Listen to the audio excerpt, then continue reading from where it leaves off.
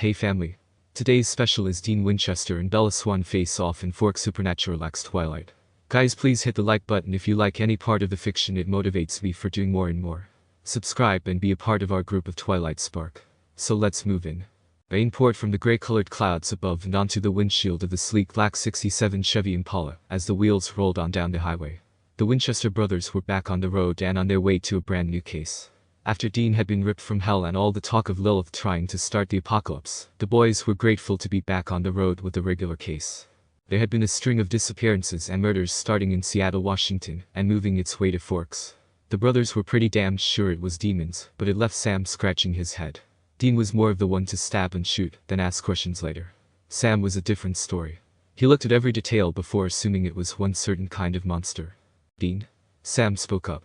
Dean glanced at his little brother out of the side of his eye as he drove. If it is demons, why are there so many murders? I mean, I know demons ride people hard, but usually they stay in one meat suit until they either get exorcised or killed. Dean sighed heavily. He knew his brother had a point, but he wasn't about to go down the list of monsters and creatures. Demons were unpredictable and the boys knew this. Sammy, every piece of evidence we're finding is pointing to demons. Dean explained. But, Dean. Sam, we'll figure it out when we get there. Besides, we've been dealing with demons it seems like every damn day, so we might as well call this a demon case too. Sam drew in a deep breath and looked straight ahead of him at the empty road. Yeah, you're right. I know I am. Dean smiled as he turned the volume to the music up. Now, shut up and enjoy the music. Dean shouted as the volume raised. The Impala sped up quickly and was soon gone from sight. Sam and Dean had arrived in Forks at a little motel in the center of town. Sam ran into the motel to check in, while Dean grabbed their bags from the trunk. He slung his duffel bag over his shoulder and took in his surroundings. His eyes met with Sam's as Sam had exited the motel with 2 keys in hand. The lady in there says there hasn't been any deaths in Forks as of yet, just in Seattle. Sam informed. So, should we have gone to Seattle instead? Dean questioned. I don't know, Dean.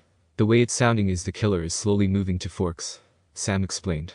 I mean, if it's on the move and it's moving here, we might as well catch it here before anyone else dies. Sam was right and Dean knew this. Still, he drew in a heavy sigh and slammed the trunk shut. I think we need to go on vacation. Dean mumbled under his breath as he snatched the second key from Sam's hands. After the boys had dropped off their bags and unpacked their belongings into the motel room, the two made their way to the local diner. Once the boys had entered the diner, all eyes turned to them. It had caught the boys by surprise, and they were half expecting all the eyes to turn to black and start attacking. Locals? Sam whispered to Dean. Yeah. Dean whispered back as Sam sat in the booth closest to the door. Dean slid in after his little brother and looked around the cafe. Dean's eyes had met the waitress's as she made her way over to their table with 2 menus and 2 cups of water. She handed them the menus and pulled out her book. From the pocket of her apron. Any drinks? She asked. Sam shook his head. Water is fine, thanks. He said with a small nod. Do you guys need a couple more minutes? She asked, looking at the two. Her eyes would sit on Dean for several seconds, then jump to Sam as if she was trying to get into their minds. It made the boys uncomfortable. I'll take a cheeseburger with your homemade fries, please. Dean said politely as he handed her his menu. I'll take the grilled chicken salad. Sam followed after Dean. The waitress took both menus after she finished jotting their orders down, and quickly slid the book into her pocket. She began to turn away before she knelt down at the end of the table by Dean. Dean raised an eyebrow as he watched her go down. His eyes shot towards his little brother, and Sam's eyes met his. All Sam could do was shake his head and shrug his shoulders. Dean looked away from his brother and made eye contact with the waitress. You know, the locals don't bite. They're just scared, she said in a small whisper. The boys glanced at each other, then back at her. I know you guys saw the way they looked at you when you walked in. They're scared of whatever is making its way here. Whatever? Dean questioned. It was an odd choice of words. Well, I don't think it's a human. She stood back up on her feet and began talking in her normal tone. That's just me. What do you mean you don't think it's human? Sam questioned. Things like this have been happening on and off for years. They happen for a little while, then they stop. She explained. Your food will be done in just a few minutes, she said, quickly changing the subject before turning her back on the boys and walking away.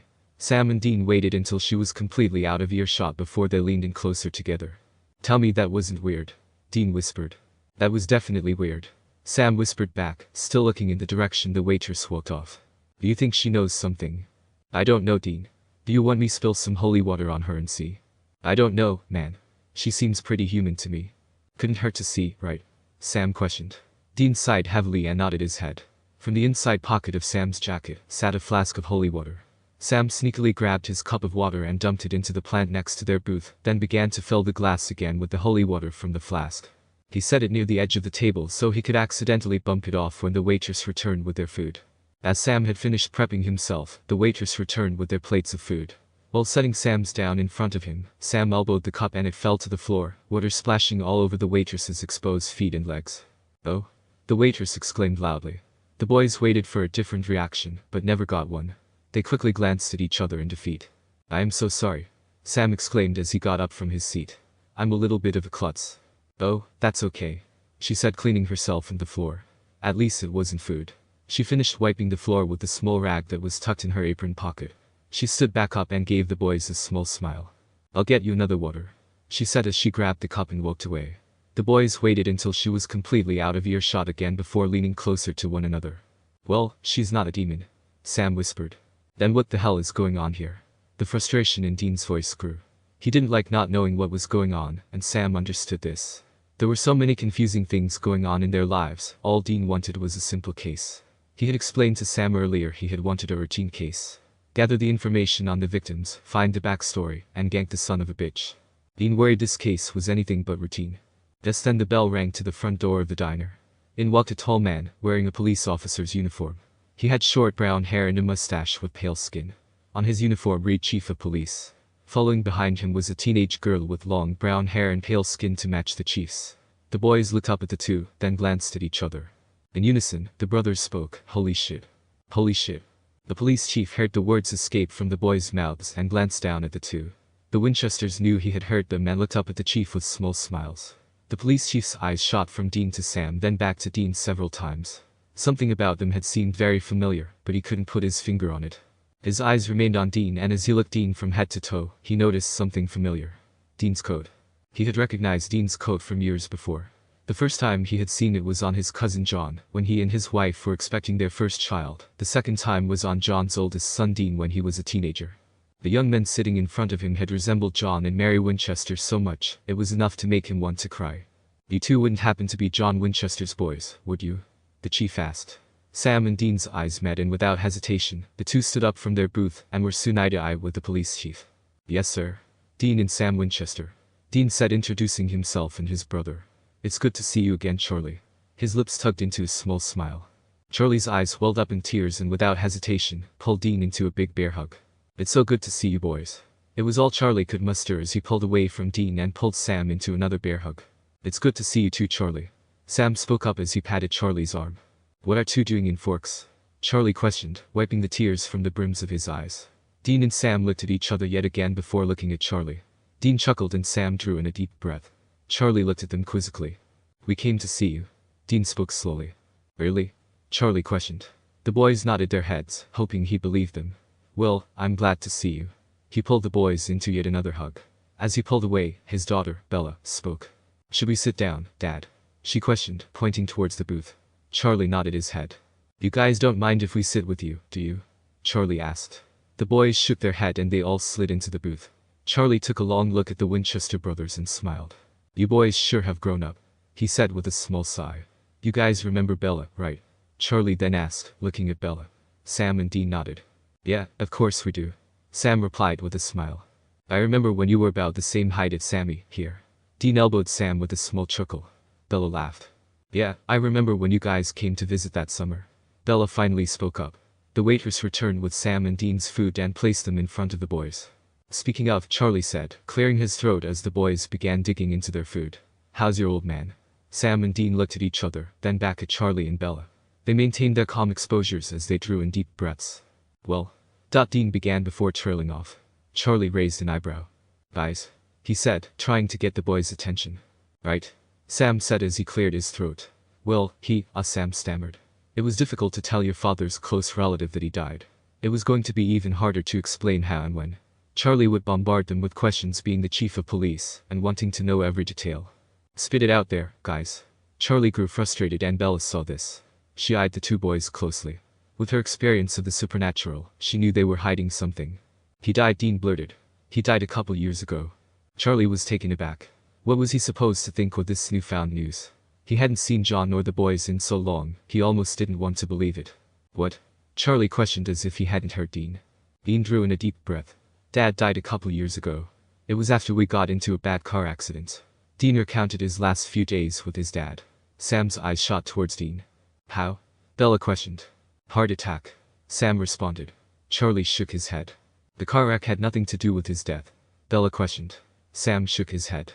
Well, after the car accident, Dad had seen both his boys in the hospital, and there was talk of Dean not waking up, so it was enough to stress the man out. Sam explained. Charlie shook his head again as Bella placed her hand on his shoulder. I'm sorry, Dad, Bella said with a sigh. Without saying another word, Charlie slid out from the booth and walked out the door. Shit, Bella mumbled. She looked at the boys with empty eyes. He's been through a lot these last few months. Oh? Dean and Sam questioned in unison. Bella nodded her head. I'll explain later, but right now I should probably go be with my dad. Sam and Dean nodded in agreement and watched as she walked out the door. Should we go? Sam questioned. Dean gave him a pitiful look as he took a large bite out his burger. I'm still eating, he said, his mouth full of food. Sam's face wrinkled in disgust. Seriously, dude? Let's go. Sam grabbed a handful of money from his wallet and set it on the table before sliding out from the booth and exiting the diner. Dean reluctantly put his burger down and followed after his brother. Sam and Dean exited the diner to find Charlie leaning up against the police cruiser with Bella standing beside him, keeping a tight grip on his shoulder. They were mumbling about something when the two boys had approached them. Sam cleared his throat and Charlie and Bella looked up at them. We're sorry we didn't tell you sooner. Sam voiced. We were in a rough spot and when we finally got out of it, I guess we just forgot. Charlie nodded his head as he looked at the ground again. Yeah, I suppose things like that happen. Charlie replied. Charlie's mouth opened to add on when his radio in his car began going off. Charlie quickly straightened up and opened the door to listen closely. At this point in their lives, the boys were experts on listening to police scanners. We have a bear sighting. Victim says they were hiking and found 3 large bears. Dean watched as Bella's body language suddenly changed. Her eyes narrowed and her breath suddenly became shorter and louder. He watched as her body turned from relaxed to tensed up. Dean elbowed his brother as Charlie grabbed the radio and began speaking into it. Sam looked at Bella and saw the change in her as well. This is Chief Swan coming in. Did the victim say where it happened? Charlie's voice had a distinct difference between talking to the boys and Bella, compared to being the chief of police. His voice was harder, more stern. He made it sound as if he wasn't scared of anything. As Charlie was taking down the destination of the bear sightings, Sam and Dean turned around and stepped away from the car. Shall we go investigate? Dean questioned. It's a bear, Dean. It's not our type of thing. Sam pronounced. It could be. I mean, Sam, we don't even know what is going on here yet. Dean spoke with a loud whisper. Also, there's something that Bella knows that we don't. Did you see how she reacted? Yeah, that was a little weird. Sam said in agreement to his brother. A little. Try a lot. Maybe she's behind this. Sam gaped at Dean and could tell Dean was considering questioning Bella. Sam grabbed hold of Dean's elbow and pulled him closer to him. Dean raised an eyebrow as his not-so-little brother pulled him closer to his face. Do you really think Bella is behind all the deaths? Sam questioned. Dean rolled his eyes and pulled away from his brother's grip. Of course I don't, but maybe it wouldn't hurt to ask. Charlie then cleared his throat and spoke. Boys. The two brothers turned around to look at Charlie. Would you guys mind taking Bella home? I have to go to the station and figure this bear situation out. Charlie explained. Of course not. We would love to. Sam responded. Dean began making his way to the Impala and opened the back door for Bella. Sam chuckled as Bella looked at Dean quizzically. You know I am capable of opening doors myself, right? Bella asked. Well. Dean paused as Sam continued to chuckle. Of course I do. Can't a guy just be nice?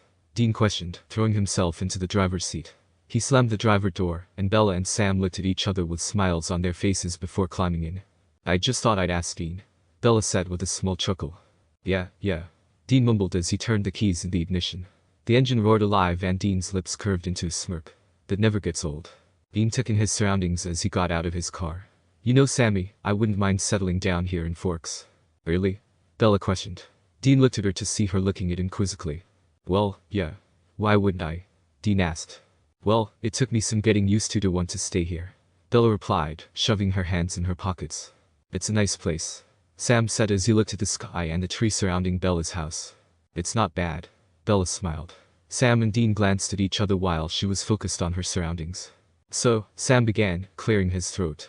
What the hell is going on in this town? Dean interrupted. Sam elbowed Dean in the side as Bella looked at him with wide eyes. What do you mean? Bella asked. Come on, Bella. Dean responded, growing impatient with her. It's no secret that there is something going on around here. For a quick second, Dean had forgotten all about the fact that Bella and her father knew nothing about their lives as hunters and the supernatural. Again I ask, what do you mean? Bella began growing impatient as well, and her voice became more hostile. There's a line of deaths from Seattle to Washington, Bella. What the hell is going on here? Dean shouted. Dean, stop. Sam yelled, causing Bella to jump and Dean to glare at his brother. Sam grabbed Dean by the elbow and began pulling him away. Excuse us a minute, he said, glancing at Bella before pulling Dean. What the hell, man? Dean whispered angrily. Dude, she doesn't know there's anything weird going on. All she knows is there might possibly be a serial killer and some bears. Sam explained. But, you saw how she acted when they talked about the bears. Dean mentioned. I know, but that could have easily been shock. Look, let's just get our bearings here, research any previous deaths and go from there, okay? Dean didn't answer his brother and stared at the dew-covered grass. Okay? Sam repeated. Okay? Dean agreed in frustration. We'll do it your way. Dean groaned. You mean, the right way? Sam questioned. Whatever. Dean mumbled as he turned away from his brother. Bella stared at the two boys in confusion. Everything okay? She asked once they returned. I guess. Dean mumbled again. Yes, it's fine. We're gonna head back to our hotel and get some rest. It's been a long drive. Sam explained. Bella eyed Sam with concern.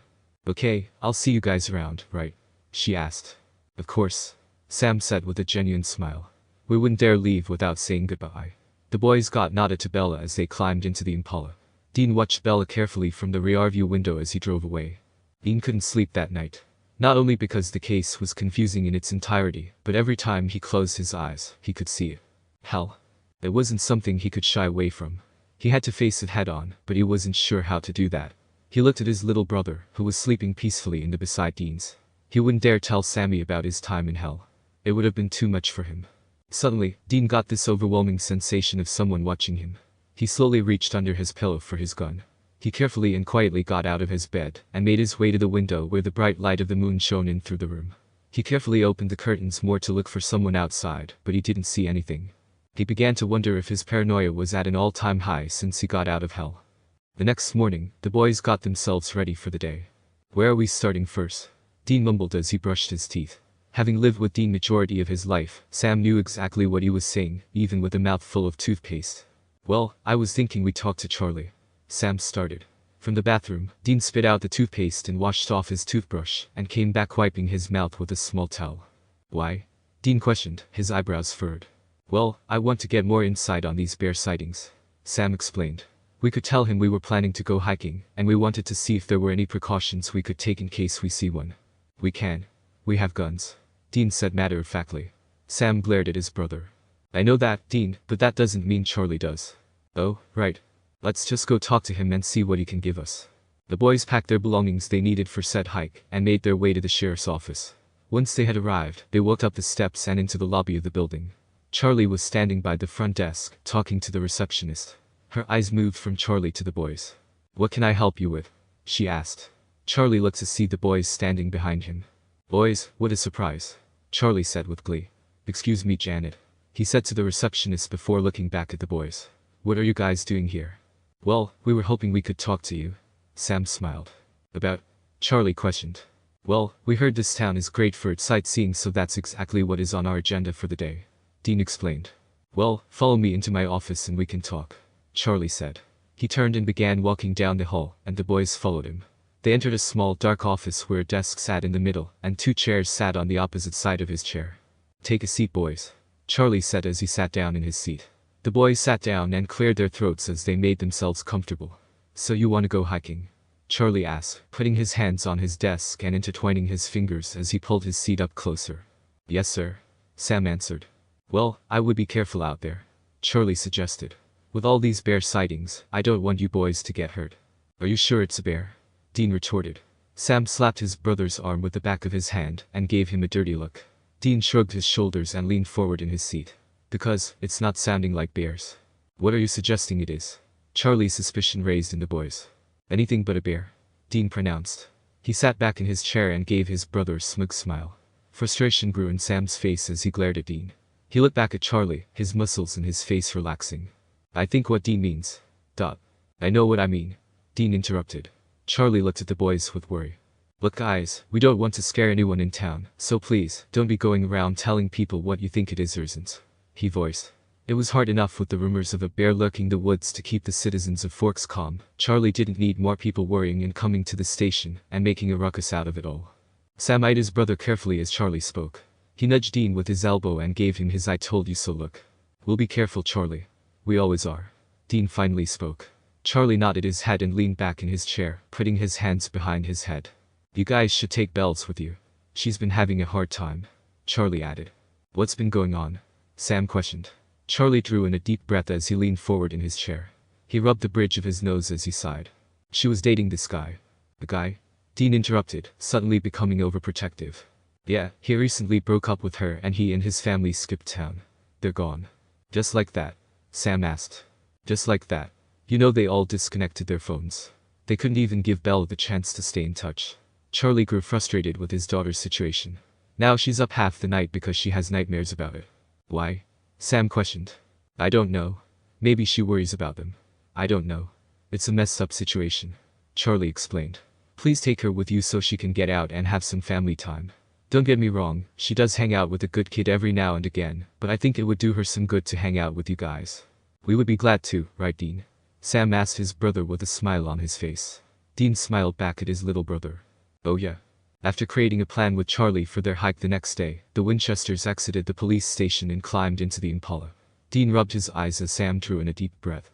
The information Charlie had given them about Bella's ex-boyfriend's family didn't sit right with them. "What do you think?" Sam questioned, breaking the silence between the two boys. "What do I think?" Dean repeated. "It's weird. What kind of normal family drops everything and doesn't give anyone a form of contact? They're hiding something, Sammy." "I believe it," Sam responded. "But until we figure out more about this family, we won't find out what they were hiding or where they're hiding. I'm starting to think this isn't like any other case." Dean mumbled as the Impala's engine roared to life. "Yeah, I'm starting to think that too." The next morning rolled around, and the boys arrived at the Swan residence just as Charlie was walking out the door. Bella was close behind him when the boys had climbed out of the Impala. They all met around Charlie's cruiser and greeted one another. "You guys ready for the hike?" Bella questioned. "Doesn't look like any of you are ready," Charlie voiced, looking the boys and his daughter up and down. The boys wore their usual flannels, leather jackets, jeans and boots, while Bella wore a gray sweatshirt, jeans, and black Converse. "You aren't gonna see me in any hiker boots or shorts. My knees aren't a good look," Dean said with a smile. "He's serious." Sam laughed. Dean nudged his brother, causing him and Bella to laugh even more. "Yours aren't much better, buddy," Dean said defensively. "Well, you boys be careful and keep a watchful eye on my girl," Charlie said, wrapping an arm around Bella. "Dad," she said, gritting her teeth. "I can take care of myself." "Sure," says the girl who got lost in the woods right behind our house and passed out, Charlie mentioned. Bella slid away from her father's embrace, and the boys looked at Charlie quizzically. "I'm sorry, what?" Dean questioned. "Come again?" Sam's voice blended with Dean's. Bella rolled her eyes and drove her hands into her sweatshirt's pockets and stared at the ground as Charlie began to speak. "Oh yeah, the night the Cullens left town, she went missing. I hadn't seen her all day and we sent out a search party looking for her. Samuel finally found her in the woods, unconscious," Charlie explained. The brothers looked at their family member with furrowed eyebrows and surprised expressions etched on their faces. Bella's cheeks flushed red as embarrassment flooded her body. All she could remember is how shamed she felt for disappearing after Edward. Bella's heart raced and broke all over again as she thought about Edward. Her heart raced even faster as she began to think of his ice-cold lips lingering on her forehead before he walked away and disappeared for good. She almost stopped breathing. She drew in a deep breath and kicked at a rock, trying to think of something else, anything else. She could tell Sam and Dean's eyes were still on her, and she knew they would only ask questions, and she wasn't ready for that. Charlie had already tried to ask questions about what happened that night, and she couldn't talk. She would just focus. It would feel as if someone had grip of her throat and wouldn't let her go. As if their grip was tightening around it. Bella regained her composure and lifted her head. She had been right. The Winchesters' eyes were glued on her, and it made her uncomfortable. It felt as if they knew something, but it was impossible. They were just two boys from Kansas whose lives got flipped when their mother had died in a house fire. "Yeah, I really don't like talking about that night. Can we just go?" she asked quickly. The boys glanced at each other with furrowed brows as Bella made her way toward the car. "Yeah, let's get moving," Sam said slowly, turning away from his brother and walking with Bella towards the car. "Don't worry, Charlie. We will take extra care of her, we promise," Dean said. Charlie's body relaxed after being tense up for so long. "Thank you boys, I really appreciate it." He leaned in closer to Dean. "I think this'll be good for Bella too. All she's ever done is be around Edward and that Jacob Black out at the reservation. I like Jacob, but a change in face will be good for her. Charlie whispered. Dean nodded his head. We will be the perfect antidote. Well, that makes me feel better. And hell, I may see you out there. Dean shot Charlie a confused look. Harry Clearwater and I are probably going to go look for that bear. Charlie responded. If you do, please be careful, Dad. Bella shouted after her dad after hearing of his plans. I always am. Charlie shouted back to her. Again, thank you, Dean. I really appreciate this. Once Dean had found the perfect spot to stop, he parked the car and turned the key, killing the Impala's roaring engine. As the three climbed out of the car and Sam and Bella prepared themselves for the hike, Dean stared at the overlooking trees ahead of him. All he had been able to see was hell, and all he could feel was the torture he endured there. This was a nice change in scenery for him, and maybe for once he would be able to think of something other than the hellhounds tearing him to shreds, the torture he endured each day, and the torturing he conducted. Dean shivered the thought off and regained his composure. You ready, Dean? Sam questioned. He swung a backpack full of water and food around his shoulders. Dean looked at his brother with a fake smile on his face. Yeah, let's go. The three set on their hike and for several minutes walked in silence. Bella watched as Sam and Dean would exchange looks with one another several times. It was like they were speaking with their eyes, and it made Bella uncomfortable, like they had been talking about her. So Bella began. The brothers looked at her as they weaved through trees and stepped over large plants. What have you guys been doing since the last time I seen you? She asked.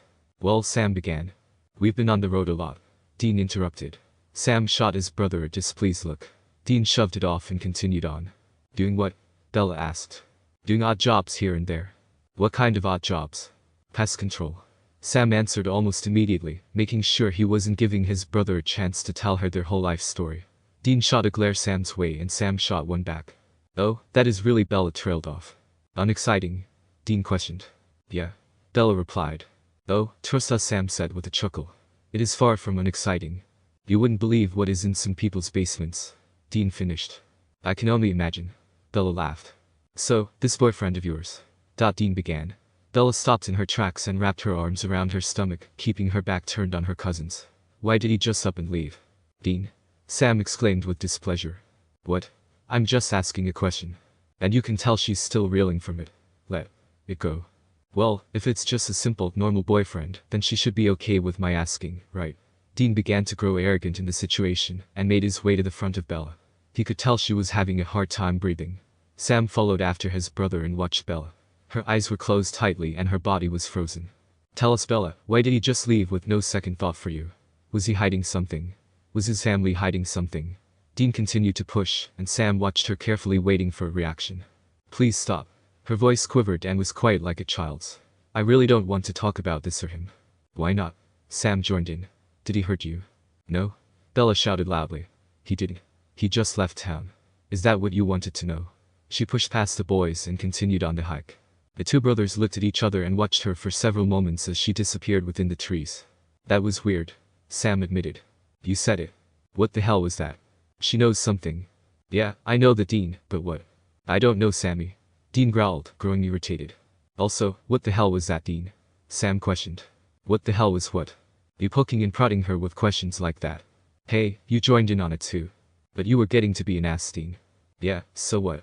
Sam remained silent, watching his brother's eyes look at everything but him. Were you thinking of hell? Sam finally asked. Oh Jesus, Sam. Really?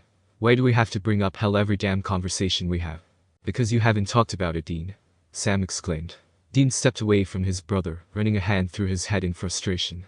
He turned back to Sam and drew in a deep breath. Let's just talk about this later and go find Bella. Are we actually going to talk, or are you going to shrug off my questions as usual? Sam questioned.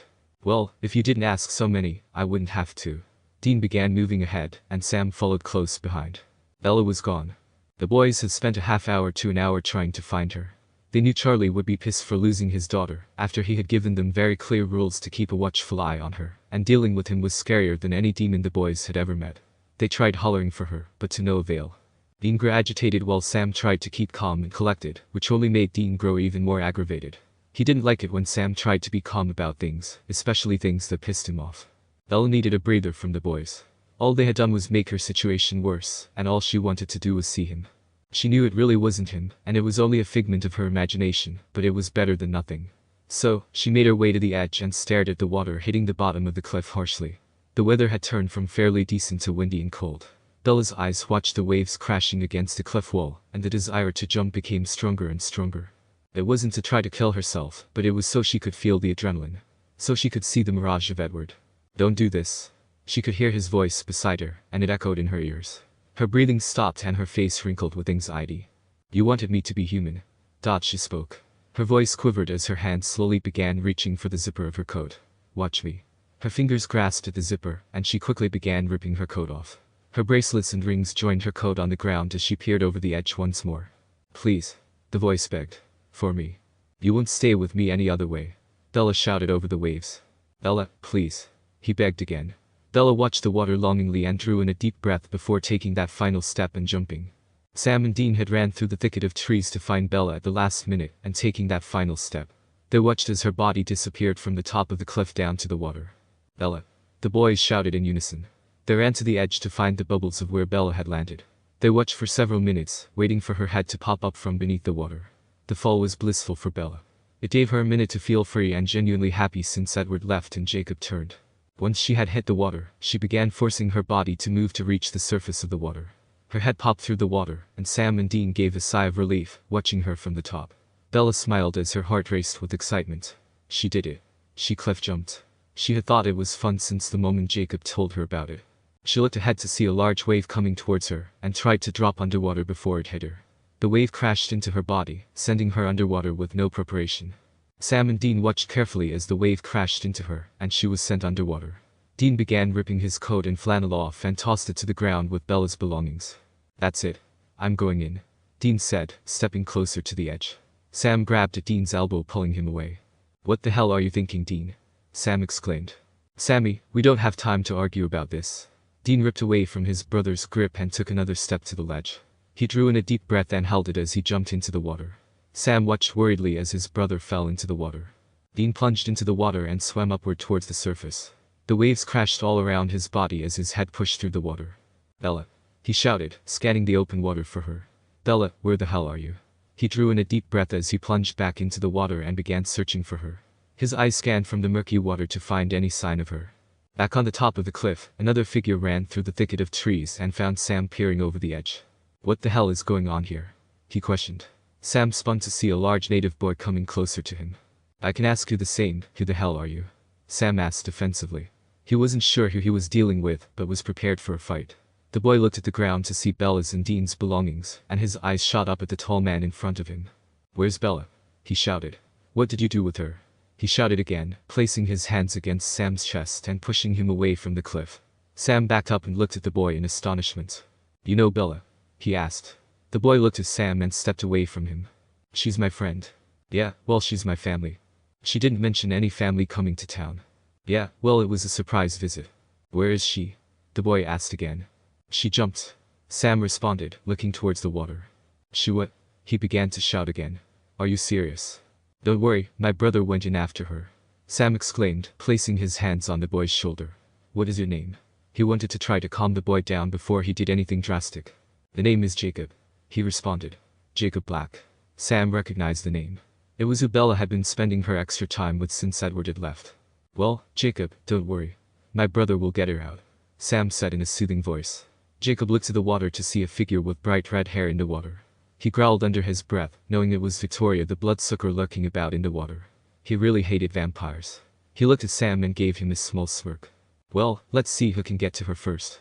He tore off his shirt and tossed it carelessly to the ground. Wait. Sam exclaimed, trying to stop him but was too late. Jacob had already plunged into the water. He grumbled under his breath as he grabbed everyone's belongings and began hiking down to the rocky beach. Underwater, Bella had struggled to reach the surface. The waves just continued to knock her down further into the water. When she had finally regained her composure and stopped getting knocked around, she took a minute before trying to swim up to the surface. In front of her, a figure began swimming towards her. She could see the red hair gracefully moving about the water as she came closer. Her heart raced and she began to panic. Bella, not realizing her back was up against the cliff wall, tried swimming backwards to get away from her. She knocked into the wall as hard as she could, and a piece of jagged rock had struck her in the back of the head. Hitting the cliff and running out of breath was enough for her to lose consciousness. She began descending further into the water. As she fell, she could see the image of Edward. She reached for his hand and as her arm stretched, something had grabbed her by the elbow, pulling her away from him. Breathe. Jacob ordered as he pressed his hands against her chest and began performing CPR. Damn it, breathe Bella. he ordered again before pushing against her chest once more. Sam and Dean watched Jacob work closely behind.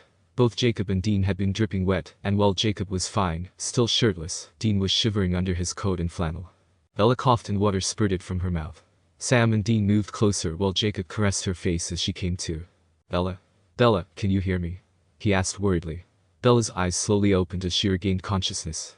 Her eyes met with Jacob's and soon, she had seen Sam and Dean next to her as well. Jacob gave a sigh of relief. He lifted her off the rocks and closer to his chest. What the hell were you thinking? Jacob scolded in a gentle voice. I just wanted to see something. Bella shivered. Like, what? Dean questioned. His voice differed from Jacob's. It was hard and stern. He wasn't afraid to yell at her because she knew better. Dean? Sam warned gently. No, Sam. Dean exclaimed, kneeling down next to Bella. Were you trying to see death? Dean, I just wanted to have fun. That's fun, he yelled again. Okay. Sam said, pulling his brother away. You need to take it down a few notches. The girl just came to. Suddenly, another shirtless figure ran up on the beach, yelling at Jacob. Get her home, he shouted. Jacob looked towards Sam Yuli as he held Bella. I'm going to go help out back at Harry's place. Jacob gave Sam a slight nod of approval before he ran off again. What happened at Harry's? Bella questioned. Jacob drew in a deep breath and hesitated. Jacob? Bella questioned again. Harry Clearwater had a heart attack. Charlie and my dad are over at his place with his family. Jacob explained. Is he okay? He's gone. Silence filled the air as the news struck Bella. Jacob looked towards the boys and held his arm out. Can I get a coat, please? He asked. Sam handed him Bella's coat, and Jacob wrapped it around her. I'm not sure if this flimsy thing will work, so we'll stop by at my place, and I'll get you something else. Jacob explained, lifting Bella up to her feet. How about a nice big blanket for me, huh? Dean questioned as they began moving away from the beach. Sam rolled his eyes at his brother as they followed behind Bella and Jacob to the Impala. The walk back to the Impala felt like hours for Bella and Dean. They shivered loudly as they made their way towards the car. Jacob had an arm wrapped around Bella, trying to keep her warm and helping her walk, while Dean held his coat close. Once they had reached the car, the four climbed in and Dean started it. The engine roared to life, and Dean cranked the heat all the way up. We should stop by my place and give Bella a bigger coat, Jacob suggested. Dean turned to face him. You know, Bella isn't the only one that was in the water. Dean retorted. Well, she's the only one I like. Jacob growled. Stop. Bella spoke as her teeth chattered together. Dean rolled his eyes and put the car in drive. Taking orders from a damn 16-year-old. Dean grumbled as the tires squealed against the road. You know you don't even know us. Dean spoke up, growing aggravated by Jacob's attitude. You're right, I don't. But, I don't have to like you seeing as you let Bella jump off a cliff. Jacob exclaimed. Stop. Bella's voice was quiet. Dean didn't bother to listen. We let her. Dean laughed. Sammy, did we let Bella jump off a cliff? I really don't want to get in on this. Sam responded, trying to keep his eyes on the road and out of the conversation. It's not our fault she decided to go jump off a damn cliff. Dean hissed. Guys. Bella exclaimed. It was no one's fault. It was mine. I'm the one who jumped. She slithered further down in the seat of the car and held her coat tighter to her body. Can we shut up about it now? Dean rolled his eyes as he watched Jacob wrap his arm around her and pull her closer to his body. When they arrived at Jacob's house, Jacob allowed them to stay for a while to allow both Dean and Bella to warm up and get some food in their system. Dean had snacked on chips and leftover dinner in Jacob's fridge, while Bella wrapped herself in a blanket and made herself comfortable on the couch. Nice place, Jacob. Sam said as he looked around the house. It's homey. Jacob responded. So, what about these murders? Dean questioned with his mouth full. Dean? Sam said with clenched teeth. They're pretty gruesome, huh? Jacob questioned. Yeah, they are. We weren't sure if we wanted to make the trip. Dean stated after he swallowed the food in his mouth. You shouldn't have. Jacob warned. Sam and Dean exchanged glances and looked at Jacob with raised eyebrows. Oh? They asked in unison. What's going on here? Jacob couldn't finish before Bella had tossed the blanket off her body and made her way to Jacob. We should get going before my dad goes home and finds out I'm not there, she said, interrupting him. Jacob gave her a look and smiled. You're right. He gave the boys one last look before leading Bella out of the house. The boys exchanged looks again and began following. That was weird, Sam whispered. He knows something, Dean whispered back. The four climbed into the car again and began heading back toward Forks. The ride was long and silent. Dean rolled his eyes at the sight of Jacob's arm around Bella's in the rearview mirror. He scoffed disgusted and Sam chuckled to himself. The Impala pulled up on the curb outside of the house, and Dean put the car in park, leaving it running for the sake of the heat. Alright, you're home, Dean said, turning to face her. Do you need us to stay with you until your dad gets back? Sam asked, turning in his seat as well to face her. I think I'll be okay, Bella responded. Her hand reached for the door handle before Jacob pulled her away. Hey, Dean shouted defensively. He reached for his gun that was hidden in between his seats as he pulled Bella towards him, but she didn't fight. She had let it happen. What is it? Bella asked, watching Jacob's movements. One of them is here, Jacob whispered. Excuse me? Dean questioned. What is them? Sam asked, trying to get clarification. Jacob ignored Sam's question as Bella looked out the back window of the car to see Carlisle Cullen's car on the opposite side of the road. That's Carlisle's car, Bella said, ripping away from Jacob and climbing out of the car. Jacob groaned loudly and swung the car open and slammed it shut. Sam and Dean gave each other small nods as they reached for their pistols and hid them in their coats. They exited the car and ran after Jacob as he closed in behind Bella. He reached for her elbow and grabbed it harshly and pulled her backwards. Ow! Bella gasped as he pulled her towards him. Watch yourself, Sam shouted, placing a hand on Jacob's shoulder. If you go in there, I can't protect you, Jacob said to Bella, ignoring Sam's threat and pushing his hand off his body. He won't hurt me, Bella responded. Okay, what the hell is going on? Dean asked, growing impatient. Bella pulled her arm out of Jacob's grip and ran up the stairs into her home. Jacob stormed away from the Winchesters towards the Impala in anger. Sam followed after him while Dean watched the house. What did you mean one of them? Sam asked. Jacob looked at the younger Winchester brother with tears in his eyes. A vampire, Jacob replied. They've been in this town for hundreds of years, and we just got rid of some. Sam's eyes widened and he turned and raced to his brother. Vampires, Dean, Sam said almost breathless. Dean raised an eyebrow and cocked his head at his little brother. This isn't a typical vampire case, Sammy, he retorted. Dean, can we just? Sam asked, gesturing towards the house. The two brothers raced up the stairs and into the Swan residence. Dean quietly opened the front door, and the two snuck into the house, their pistols in hand. They turned a corner into the kitchen to see Bella making a cup of tea. Bella turned to see the boys and gasped loudly. What the hell are you doing? She asked. The boys noticed another figure in the room with her. A small petite girl about the same age as Bella with incredibly pale skin and golden eyes.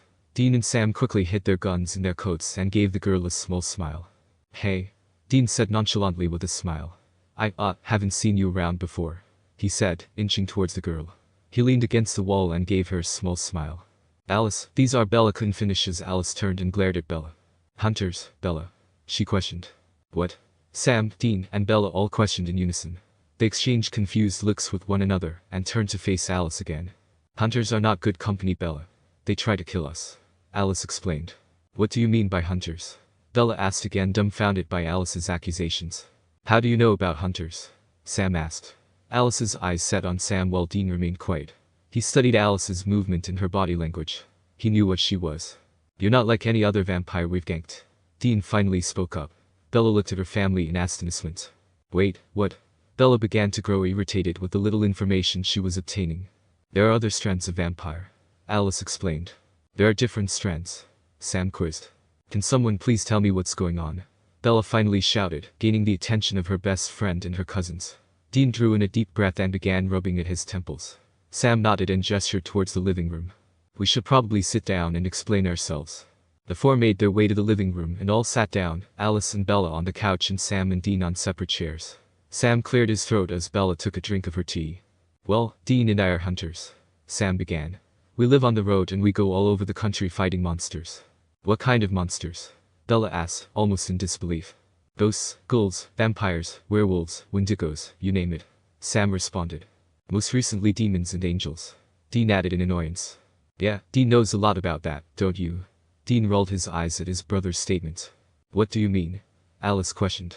Dean was recently in hell. Sam responded nonchalantly as Bella had taken another drink of her tea. The words echoed in Bella's ears, and she violently spit out her tea back into the cup and began coughing loudly. Alice gently patted Bella on the back. When she had stopped, she looked at Dean. You were in hell? Yeah, sold my soul to bring Sam back to life. Back to life? Oh yeah, and Sammy likes to drink demon blood. Not anymore, Dean. Wow, you hunters really are messed up, Alice commented quietly. We know. Sam and Dean's voices blended with one another as they spoke.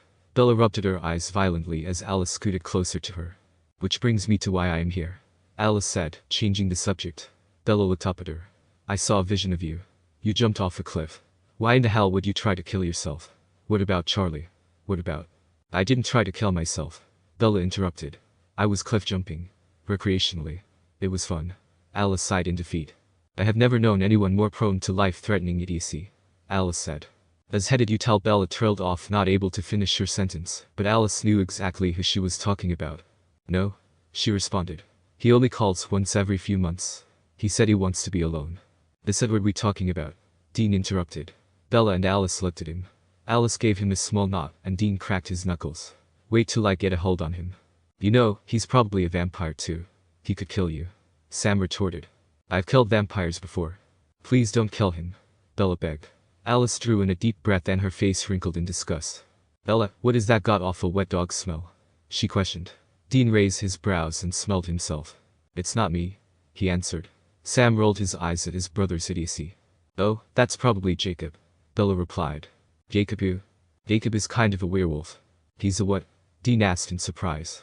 Oh wow, that's new, Sam added. Another strand. Alice nodded her head. Bella, you really aren't keeping good company. Hunters and werewolves are not good company to keep. Speak for yourself. Jacob's voice filled the room. Everyone looked towards him, then back at Bella. I thought you couldn't protect me here. I just wanted to make sure, Jacob responded. Well, I'm not gonna hurt her, Alice added. No, you're just a harmless Cullen. I'm talking the other bloodsucker who is trying to kill Bella because of you.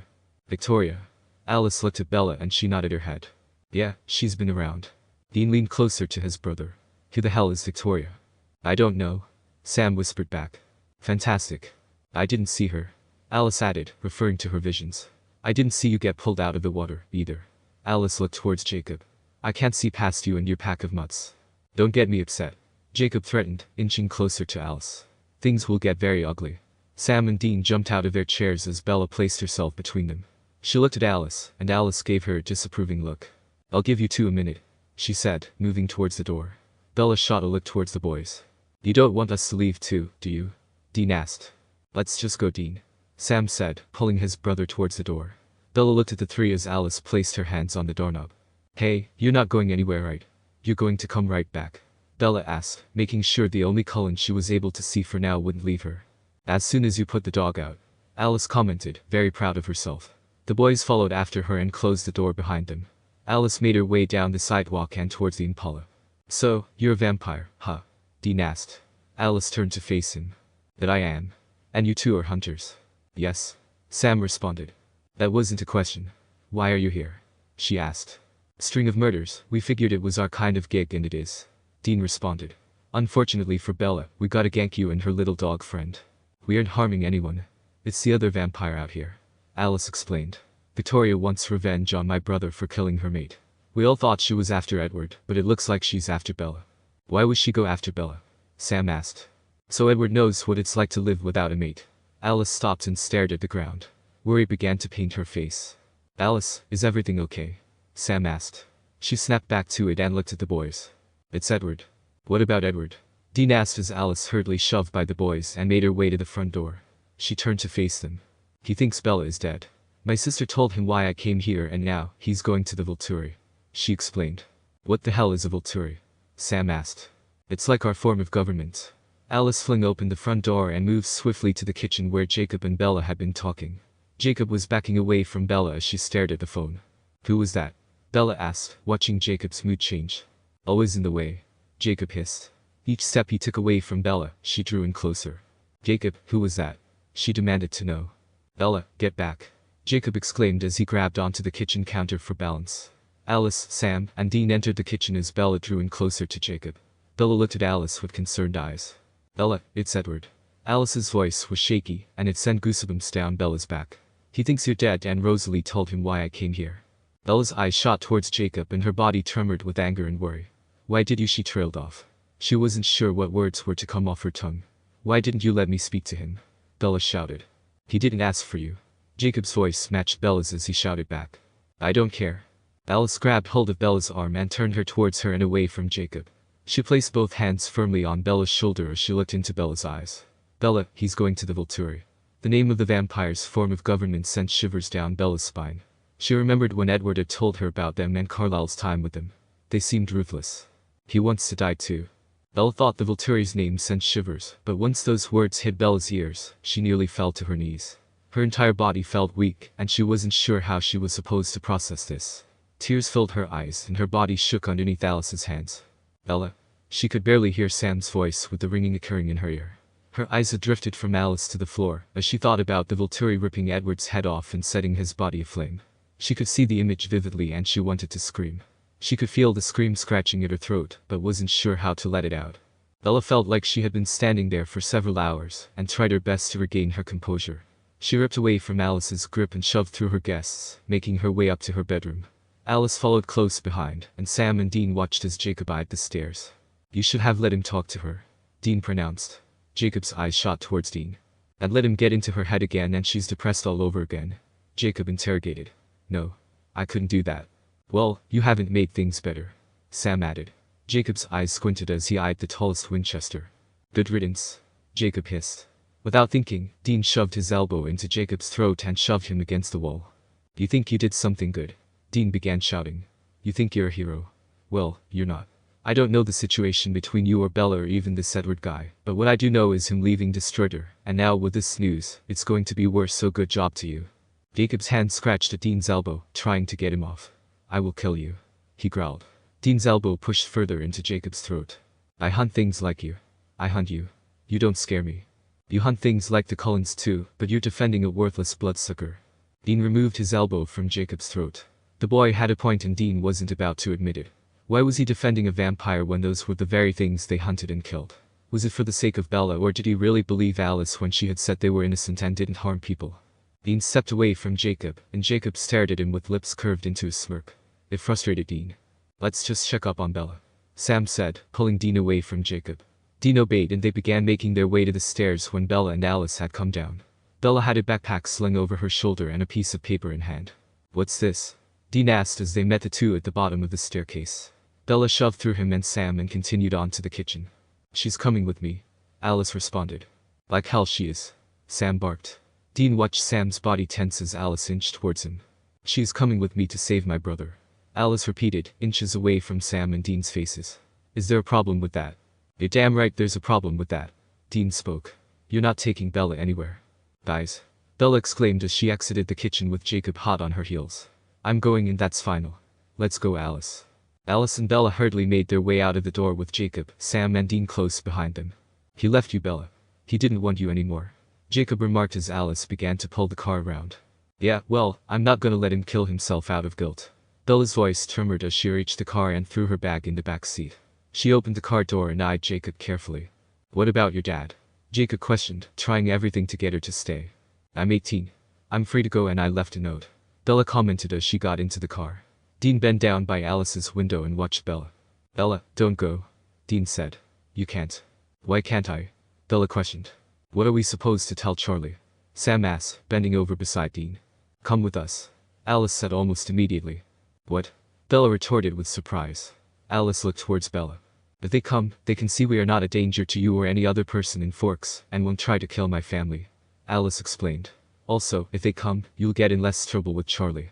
They can just say they took you out to get your mind off things." "Like a road trip?" Sam queried. "Exactly," Alice responded. "Okay, but if they're going to come, they need to get going because we need to leave now," Bella ordered. The boys rushed and grabbed their belongings from the Impala, including their duffel full of rock salt, knives, holy water, iron, and so on and so forth. They threw them in the trunk of Alice's car and climbed into the back. Jacob reached through Alice's window and eyed Bella with tear-filled eyes. "Please, Bella. Just stay here," he begged. "I have to go, Jacob. I'm begging you. Please, for me." "Goodbye, Jacob," Bella said in a quiet voice. Jacob's face dropped as he looked at Bella longingly for the last time. He slowly slid from the window and backed away from the car. Alice gave one last look to Bella, and she nodded her head as she put her seatbelt on. "Okay," Alice said quietly, putting the car in drive. "By the way, I hope you guys know you won't be able to bring any of your equipment on the plane," she added. "Plane?" Dean panicked. Nobody said anything about a plane. Dean trembled with fear as they were seated in the plane. He sat next to Sam, of course, while Bella and Alice sat next to each other in front of them. Sam began to chuckle to himself as Dean squeezed his eyes and tensed up as the plane began to move. Bella and Alice turned to face the brothers.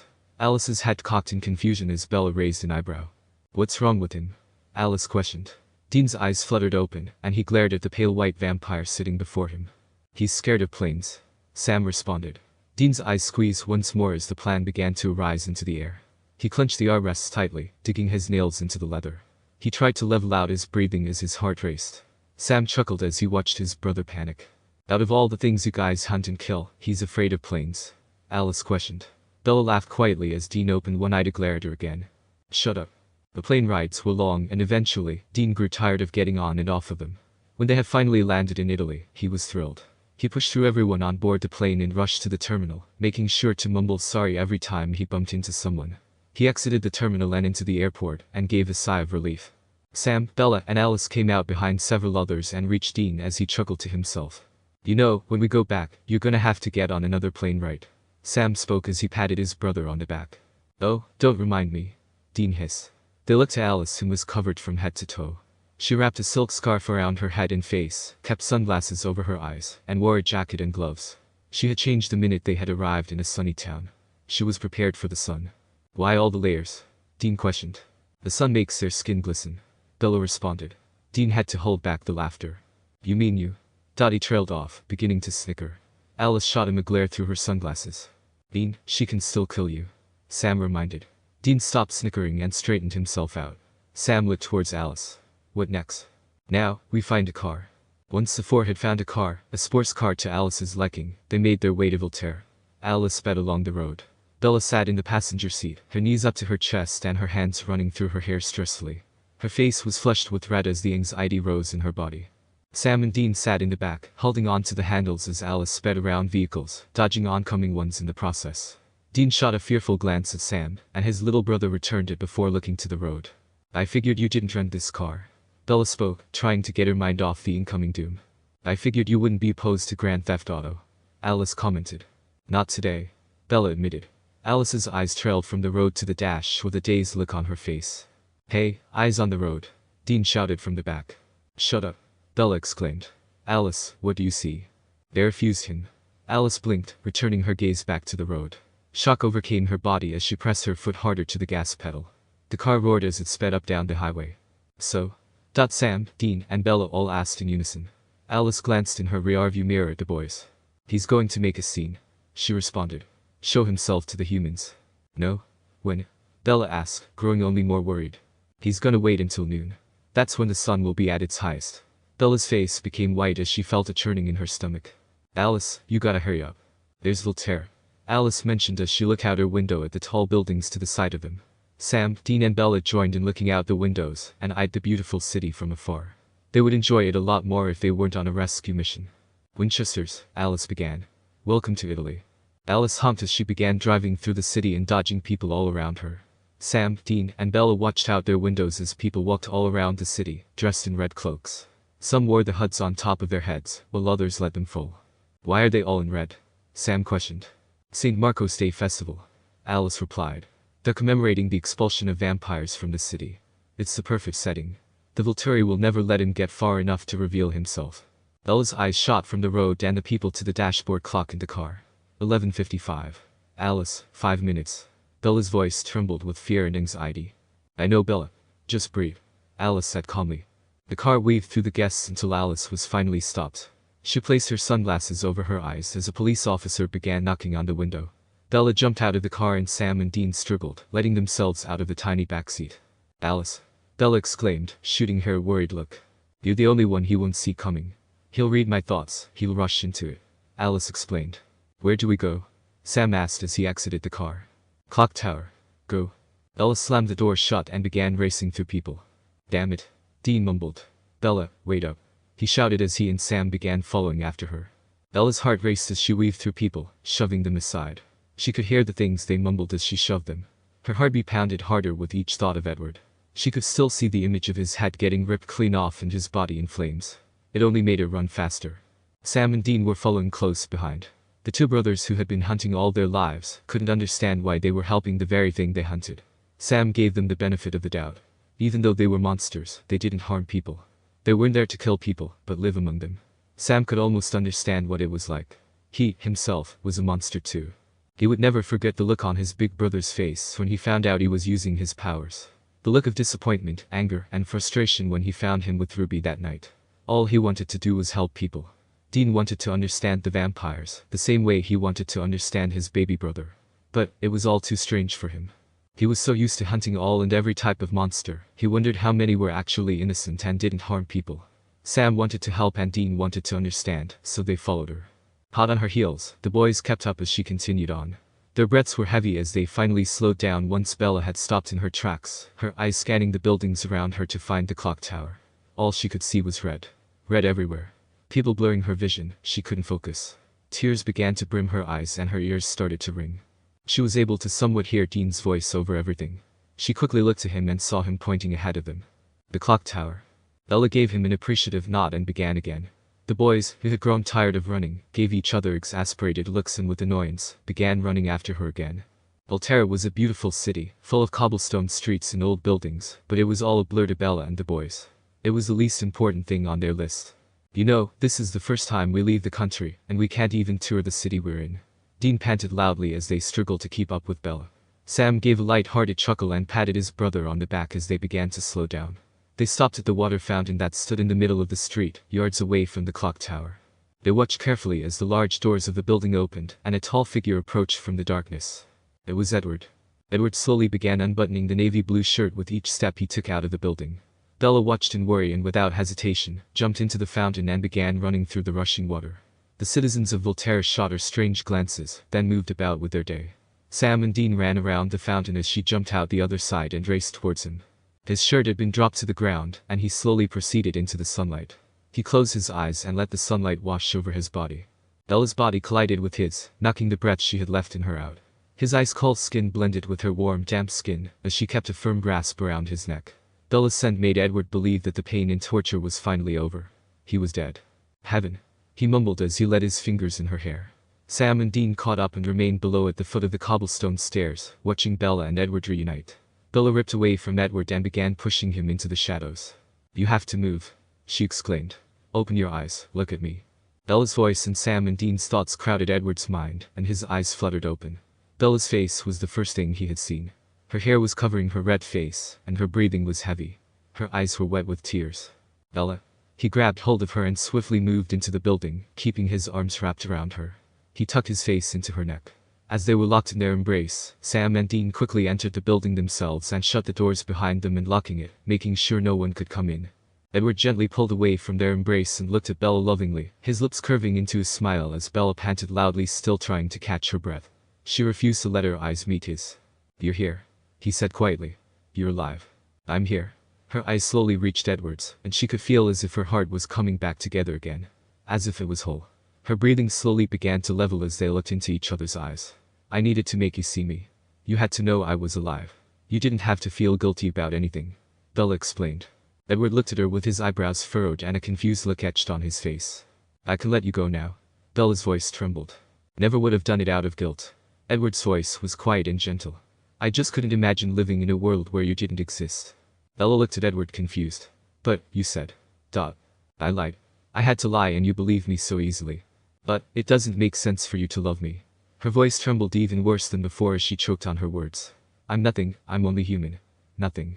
Edward's hands caressed Bella's face. His facial expression had imitated one who had been hurt as his face inched closer to hers. Bella, you're everything to me. Everything. Edward leaned into Bella and placed his icy lips on hers. She moved her lips along with his as they grabbed hold on one another. As their kiss grew deeper, the boys began to feel uncomfortable. Dean cleared his throat, and Edward slowly pulled away from Bella and eyed the two carefully. Dean gave an innocent smile, and Sam gave a quick wave of his hand. Who are they? Edward asked, his eyes remaining on the boys. These are hunters. Edward interrupted. He grew angry and moved Bella behind him. Edward, wait, she said as he growled in his throat. Hey, no need to hate. Dean said, matching Edward's anger. We're here to help. You hunt my kind when you should be focusing on your kind. Edward replied. Okay, hold on a minute. Sam said, speaking up. We're just trying to help. Yeah, no need to get nasty when we just brought your girlfriend here to save you when we could have told her dad everything. Dean, stop. Bella argued, moving in between the brothers and Edward. You know them? Edward questioned. Yeah, we're her family. Dean snapped. Sam and Dean Winchester. Bella replied. Edward's eyes moved from Bella to the boys. You have some pretty big secrets, don't you? Edward questioned with a smug smile. Edward, stay out of their heads. Bella ordered. Did you know your family is anything but normal? Edward questioned, gently grabbing her hands. They've mentioned they were hunters. Bella informed, placing her hands into his. But they're not bad, I promise. Edward kept his eyes locked on Bella as he could hear their thoughts. He could see the images of Dean strapped up in hell, being tortured and then torturing. He could see Castiel and Sam exorcising demons by his hand. He could even see Sam drinking Ruby's blood. He chuckled to himself as the clicking of shoes came down the hallway. Sam and Dean tensed up as two other beings came closer.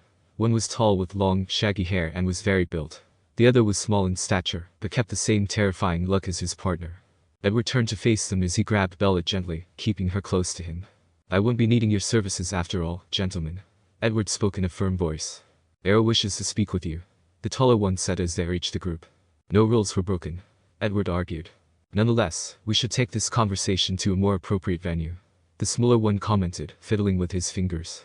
"Right," Edward responded. "Bella, why don't you, Sam, and Dean go enjoy the rest of the festival?" he suggested. Bella looked at Edward with fear in her eyes before looking to the other figures before them. "No, they come with us." "You can go to hell," Edward barked. The lock of the door broke with a loud snap, and everyone turned to face the door to see Alice entering, gracefully taking her sunglasses and scarf off. "Come on guys, it's a festival. We wouldn't want to make a scene," she said, joining her brother and Bella, keeping Sam and Dean behind her. "No, we wouldn't," the shorter one spoke. "Enough." A voice echoed through the halls with the clicking of heels. A small girl with blonde hair wrapped tightly in a neat bun, ripped the black hood of her head and eyed everyone. "Arrow is waiting." She gave one last glare to Edward and spun on her heels and began moving down the hall. Edward looked to the boys behind him. "Let's forget our differences and get through this, shall we?" he asked quietly. The boys nodded their heads in agreement. "Hey, I was willing to forget our differences when I first met you," Dean responded. Sam hit his brother with the back of his hand as the others began to move. The taller vampire in front of them handed Edward a red robe to cover himself with as they began moving further into the building. He let go of Bella's hand and slipped it on. Bella gave Alice a concerned look. "Just do what she says," Alice whispered. She waited for Sam and Dean and walked beside them as Bella and Edward walked in front of them, hand in hand. Alice had given Sam and Dean the rundown of who was who and what they could do. She gave them as much information about the Volturi as she could in the span of time it took them to reach their destination. "Hopefully you'll get out of here alive," she whispered. Sam and Dean shot her worried looks. "What do you mean hopefully?" Dean whispered loudly. In front of them stood two large doors that loomed over the top of them. Jane turned to give one last smirk at the guests behind her and opened them, revealing a large room with 3 chairs in the front of them, where 3 men had sat. Alice had described each of them to Sam and Dean, and they knew which one was which. Merrick's, Arrow, and Case. They had officially met the leaders of the Volturi. Sam and Dean slowly entered the room with the others, their eyes wandering and surveying their surroundings. They watched as Jane made her way to another vampire by the name of Alec. Sam and Dean noticed one key differences between the Cullens and the Volturi. The Cullen's eyes were beautiful, light golden color, while the Volturi's eyes were as red as the blood the boys bled. It sent shivers down their spines. Maybe there really was a difference in all the vampires, different strains and all. Some just simply wanted to live among the people with no problems, while some just wanted to harm them. "Sister, we sent you to bring back 1, and you bring back 2 and 3 humans." He chuckled to himself. "Such a clever girl. What a happy surprise." Arrow exclaimed joyfully as he got out of his chair and moved toward the group. "Bella is alive after all. How wonderful." He grabbed Edward's hands in his and looked into his eyes. Bella shot at Arrow, then back to Edward, awaiting an explanation. Arrow whispered words in Italian to Edward as he eyed Bella carefully. "Her blood appeals to you so much." Arrow licked his lips and carefully moved his gaze to Edward. "It makes me thirsty. How can you stand to be so close to her?" "It's not without difficulty," Edward growled. "Yes, I can see that." Arrow chuckled lightly. "Arrow can read every thought I've ever had with one touch," Edward explained, his eyes staring intently at Arrow. "And now you know everything, so get on with it," he growled. Arrow gave him a light smile and moved his gaze back and forth from Edward to Bella. "So, they all have powers. Great," Dean whispered to Sam. Sam gave him a disapproving look. "You're quite the soul reader yourself, Edward," Arrow added. "Though, you can't read Bella's thoughts.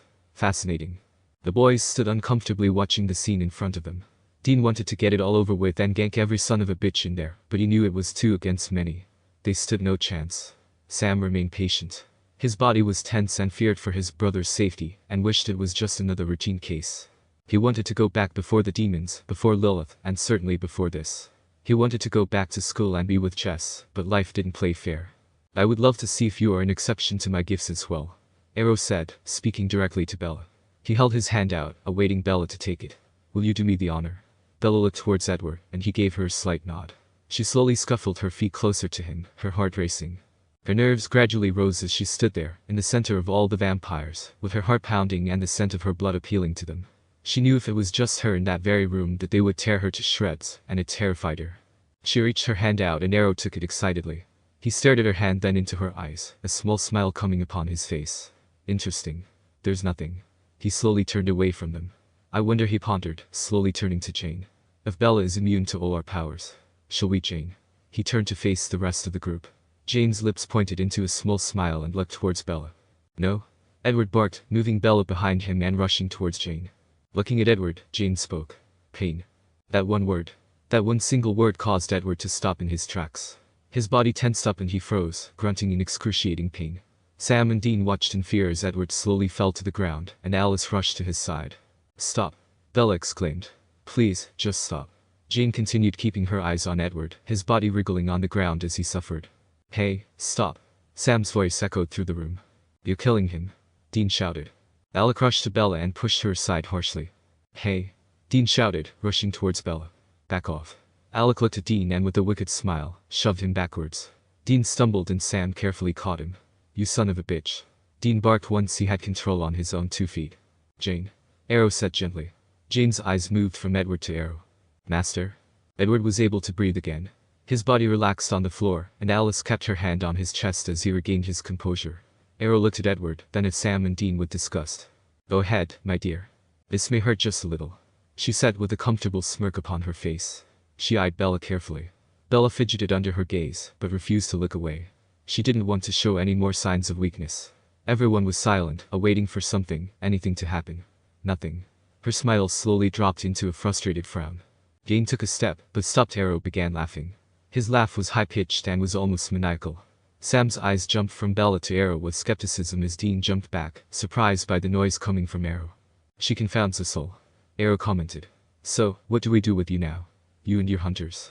Sam and Dean tensed up at the mention of them. They eyed Arrow carefully, preparing themselves. You already know what you're going to do, Arrow. Marcus groaned. What are you going to do? Sam questioned.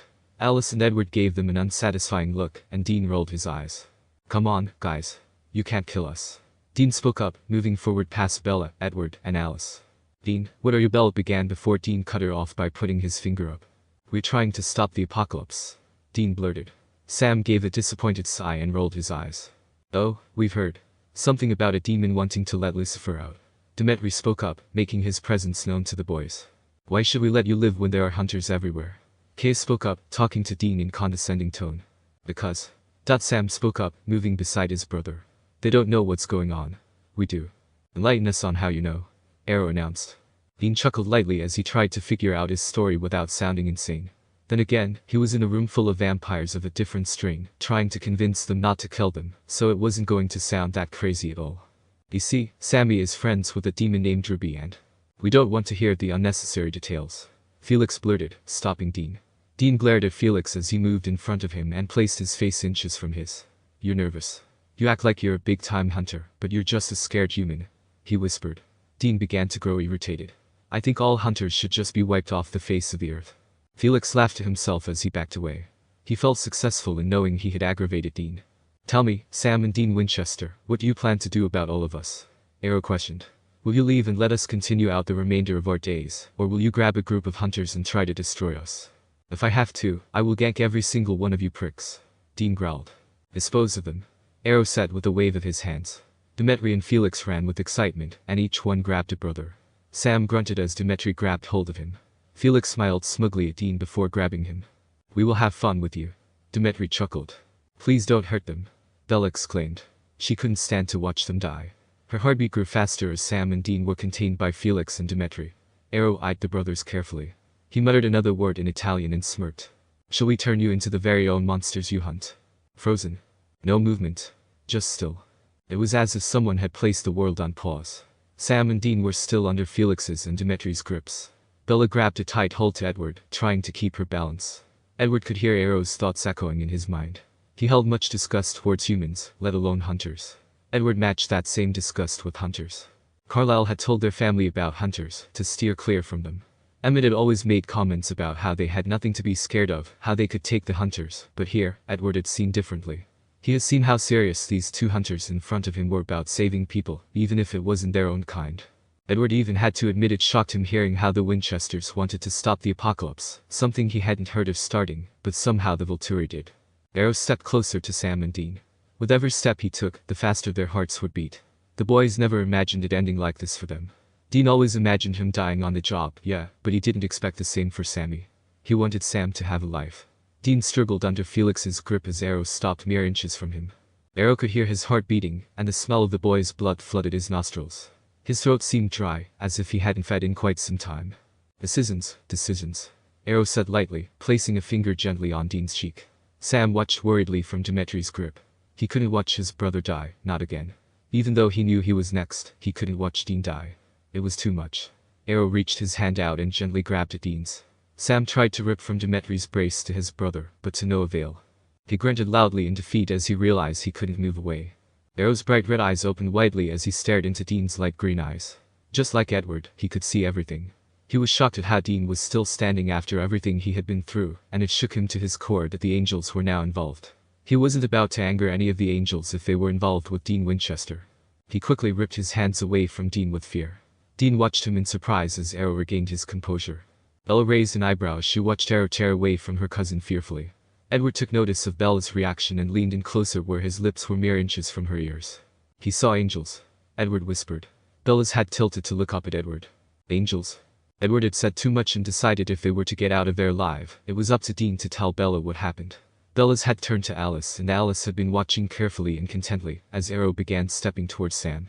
You boys make me interested. Arrow ever so gently grabbed Sam's hands and stared intently into Sam's eyes. Oh my, he murmured as he could see Jessica on the ceiling, bleeding, then her body turning to flames. The images of Azazel and the demon blood haunted Arrow's mind. The Winchesters had been through hell and back, literally.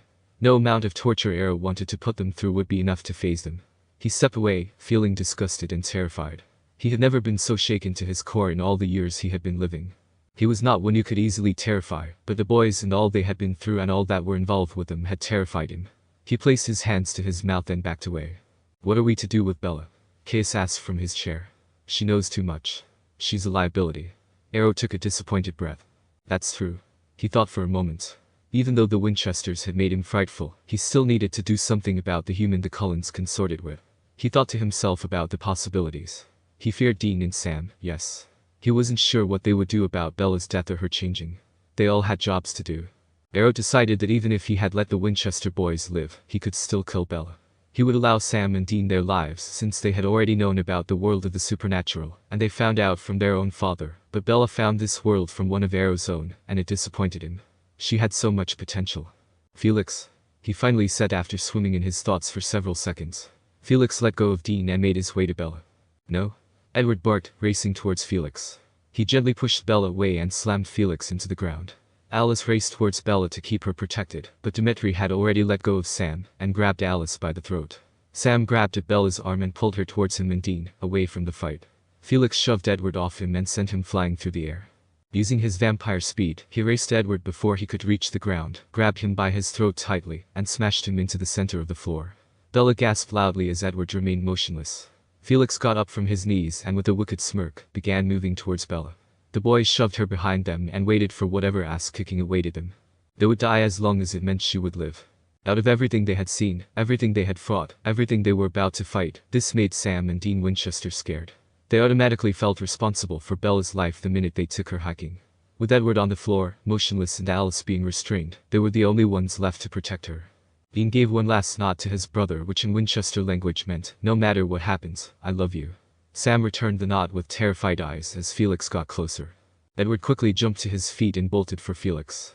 He tackled Felix from the side, and Felix wrapped his arms around Edward's body and tossed him under a concrete bench sitting in a neat little corner of the room. Felix took his fist and smashed through the concrete. He wrapped his fingers around Edward's throat and lifted him high into the air. Edward struggled in Felix's grip. As he was about to throw Edward into the ground, Edward had grabbed him at the last second, and through a blur of motions, the two were grabbing at one another, trying to gain an advantage over the other. Sam and Dean watched carefully, still keeping Bella behind them. Finally, Felix had taken Edward by the throat again, and flipped him over his own body into the stairs leading up to Arrow's, Marcus's, and Case's chairs. With Edward on his knees, Felix grabbed his jaw and the back of his head, and began pulling upward. Bella pushed by the boys and began screaming. "No, please, no," she cried out. Felix stopped pulling upward, and he and Arrow turned their heads to face her. Kill me, but not him. Arrow raised his hand to Felix, and he obeyed. He grabbed Edward by the throat, but only to restrain him. Arrow made his way towards Bella and looked deeply into her eyes as she panted. How extraordinary. Arrow was fascinated. This three humans had fascinated and terrified him, something humans rarely did. You would give up your life for someone like us. A vampire. Arrow turned his head to look at Edward, then returned his gaze back to Bella. A soulless monster. Just get away from her. Edward hissed. You don't know a thing about his soul. Bella said through clenched teeth. Arrow spoke in Italian again as he turned his gaze to Edward. This is a sadness.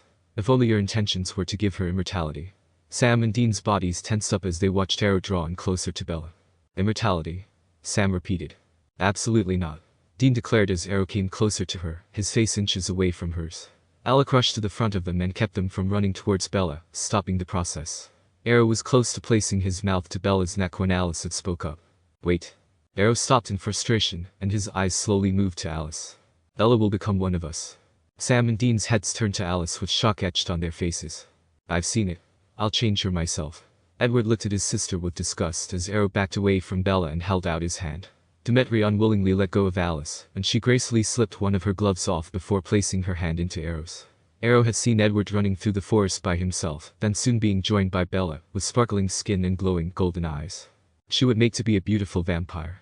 Arrow's lips curved into a large, satisfied smile as Alice slowly removed her hands from his. Mesmerizing. To see it before it has happened. Bella stared at Alice with curiosity as Arrow spoke. Arrow gently placed his fingers on Bella's cheeks and moved them swiftly to her jaw. Bella gasped loudly as his icy cold skin had come in contact with hers. Your gifts will make for an intriguing immortal. He murmured more words in Italian before gracefully ripping his hands away from Bella and backing away. You may go now. Make your preparations. He gestured for Felix to let go of Edward. Let us be done with this. Marcus spoke as he got up from his chair. Heidi will arrive any moment. Thank you for your visit. He forced a smile on his lips. You will return the favor, and I advise that you will follow through on your promise soon. We do not give second chances. Caius hissed. Edward grabbed Bella's hands and began following Dmitri out the large looming doors. Sam and Dean gave Arrow one last glare as he spoke. Goodbye, my young friends. As they walked out the door, another vampire in a red dress, who Sam and Dean assumed was Heidi, arrived with a large group of people behind her. Nice fishing, Heidi. Dmitri complimented. Yes, they do look rather juicy. She agreed, walking past. Save some for me. He hissed, giving her one last look before continuing on. This way, please. Everyone stay together. She said to the people. Sam and Dean turned their heads to see them disappear around the corner, and screams erupted from the very room they were in. Unwillingly, the boys turned to face ahead of them. They watched as Edward pulled Bella closer to him, and Alice placed her hands on Bella's arm to keep her moving. The screams echoed in Dean's ears, and they kind of reminded him of hell. It brought tears to his eyes as he remembered the torture he brought on others. It wasn't something he wanted to relive.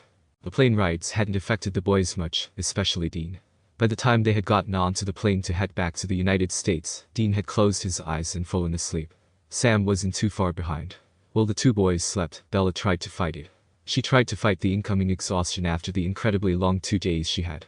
She hadn't slept. She had gone 48 hours, if not more, with little to no sleep.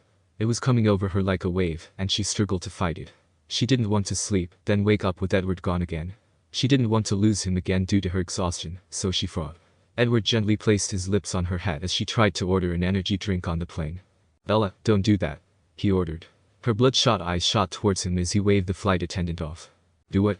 Try to stay awake, just sleep. I'll still be here when you wake. He tried to reassure her. I'm fine. I just need a little extra kick. Bella lied. Bella, Edward whispered. His voice in her ear and his icy breath on her skin sent goosebumps all over her body. Sleep. But she tried to fight. Sam and Dean are asleep, you need to sleep too. Alice commented from the other side of the walkway. It'll be okay, I promise. Edward gave her an appreciative nod as Bella slowly gave in. She couldn't fight both Edward and Alice, and she knew Alice would make sure Edward would wake her up if he was to leave again. She didn't know what would be better, waking up with him gone or him waking her up just to leave. But she couldn't give herself an answer as her body began to relax. Her eyes could no longer fight the heaviness the exhaustion brought her. Sleep won her over. By the time they had arrived in Seattle, Sam, Dean, and Bella were rested and were able to hold off sleep until they were back in Forks. They sat in the empty airport waiting area for Carlisle and Essen. Edward had made a call to them between flights and let them know they needed to bring them back to Forks. His family had all gotten together while they were stuck in Italy, and decided to make the move back to their old home with Edward's okay. Sam sat still in one of the chairs across from Edward, Bella, and Alice.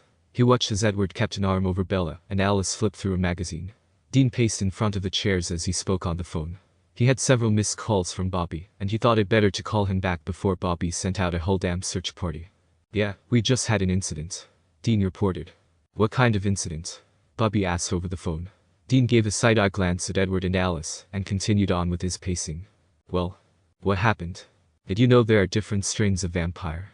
Edward, Alice, Bella and Sam's heads rose to look at Dean, as the words rolled off his tongue. What's he saying? Sam asked. Dean sat down next to Sam and placed his phone on speaker. Well, yeah. Different strains of vampire and werewolf. Been like that for centuries, if not a millennium. Bobby responded. Dean shot a glare to Sam, then back at the phone. Well, that would have been nice to know. He snapped. How was I supposed to know you were going to be dealing with them, you idiot? Edward and Alice snickered quietly and Sam and Dean shot glares in their direction. Usually, that strain keeps to themselves. They don't harm nobody, and if there are ones that harm people, the others usually take care of them. Hunters don't worry about that strain. They're less dangerous compared to the ones you're used to. Bobby explained. That would have been helpful. Sam commented in less hostile voice. Dean always came off a little bit more aggressive than his big brother, but he would get mean if he had to. Well, I'm sorry. Everything and everybody okay, now? Bobby questioned.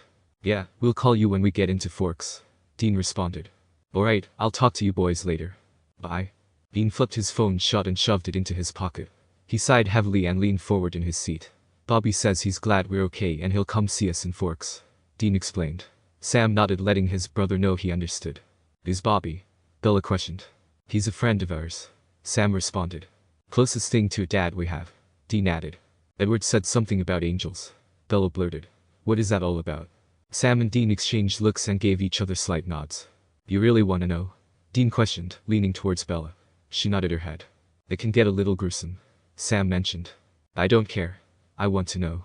Bella, Dean said with a groan as he rubbed his eyes. You don't want to know. She thinks very highly of you, so tell her. Edward spoke with an angry tone.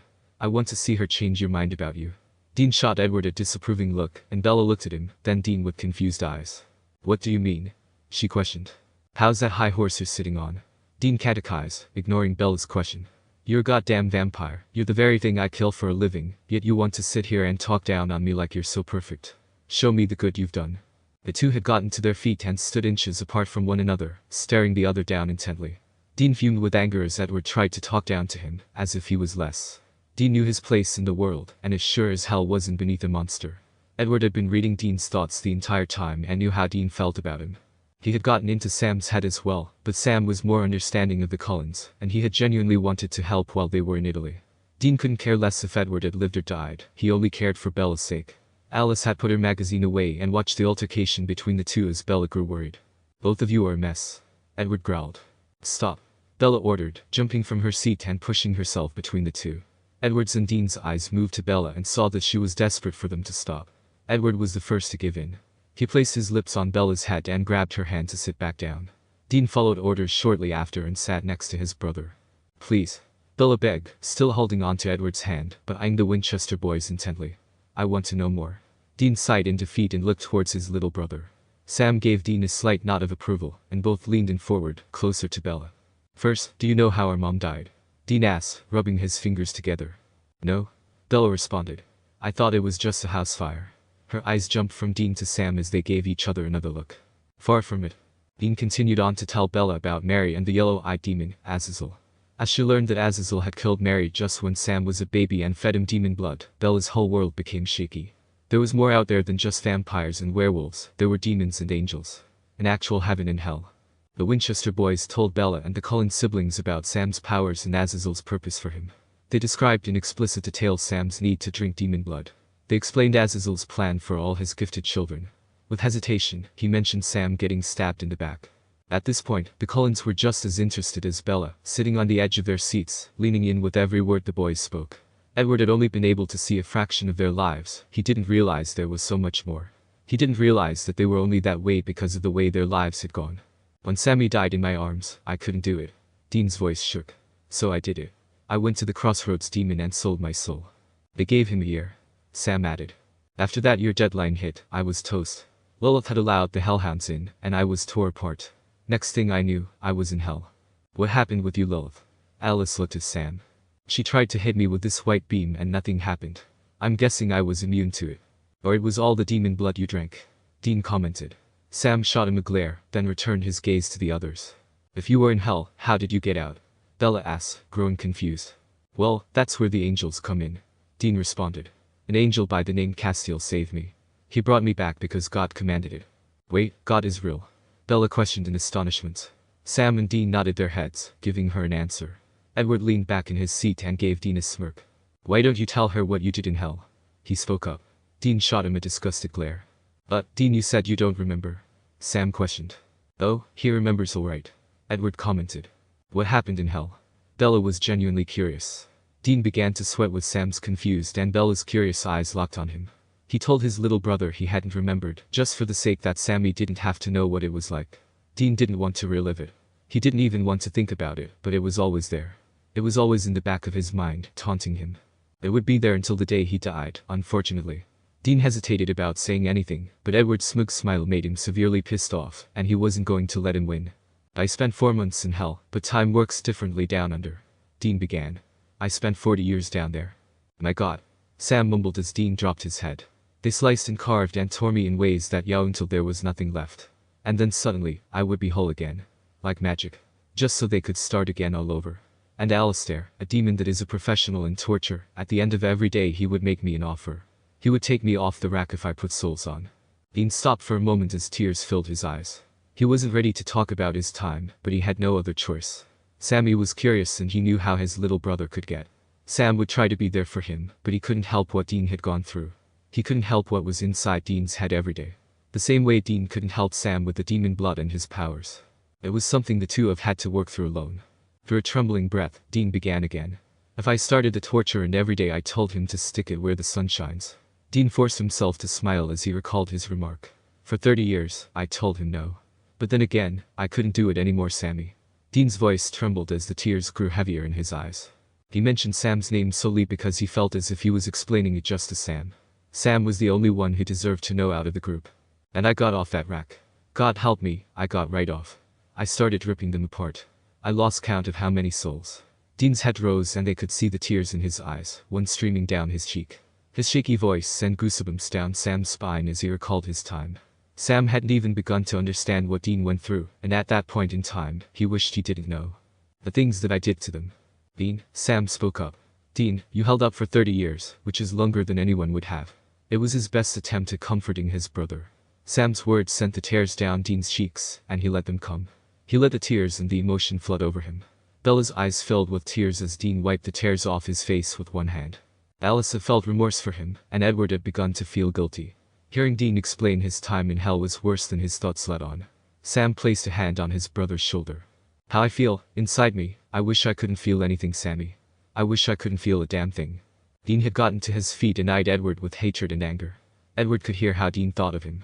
If him being a vampire wasn't what caused Dean to wish death on him, it was forcing him to tell everybody about his time in hell before he was ready. You happy? His voice was deep and rough. If anyone needed to know how Dean felt at that very moment, his voice gave it away. Carlisle and Esme entered the waiting area as Dean stepped away from the group. Edward, Alice, Bella, and Sam jumped to their feet as the two greeted their family with open arms. Esme wrapped Edward tightly in her arms, and as she pulled away, she looked at him with worry and anger. Don't you ever do that to me again. Esme's voice trembled as if she was about to start crying. Yes, Mom. Edward said with a smile before she gave him another small hug. A circle of hugs and happy greetings went around before Carlisle had noticed Sam and Dean. He looked at them with eyes as black as demons who possessed some poor bastard. Hunters. We've already went through this. Dean said angrily, stepping closer to Carlisle. Dean, please. Don't start this. Bella begged as Dean's face was inches away from Carlisle's. She tried too near him, but Edward had a firm grasp on her, keeping her by his side.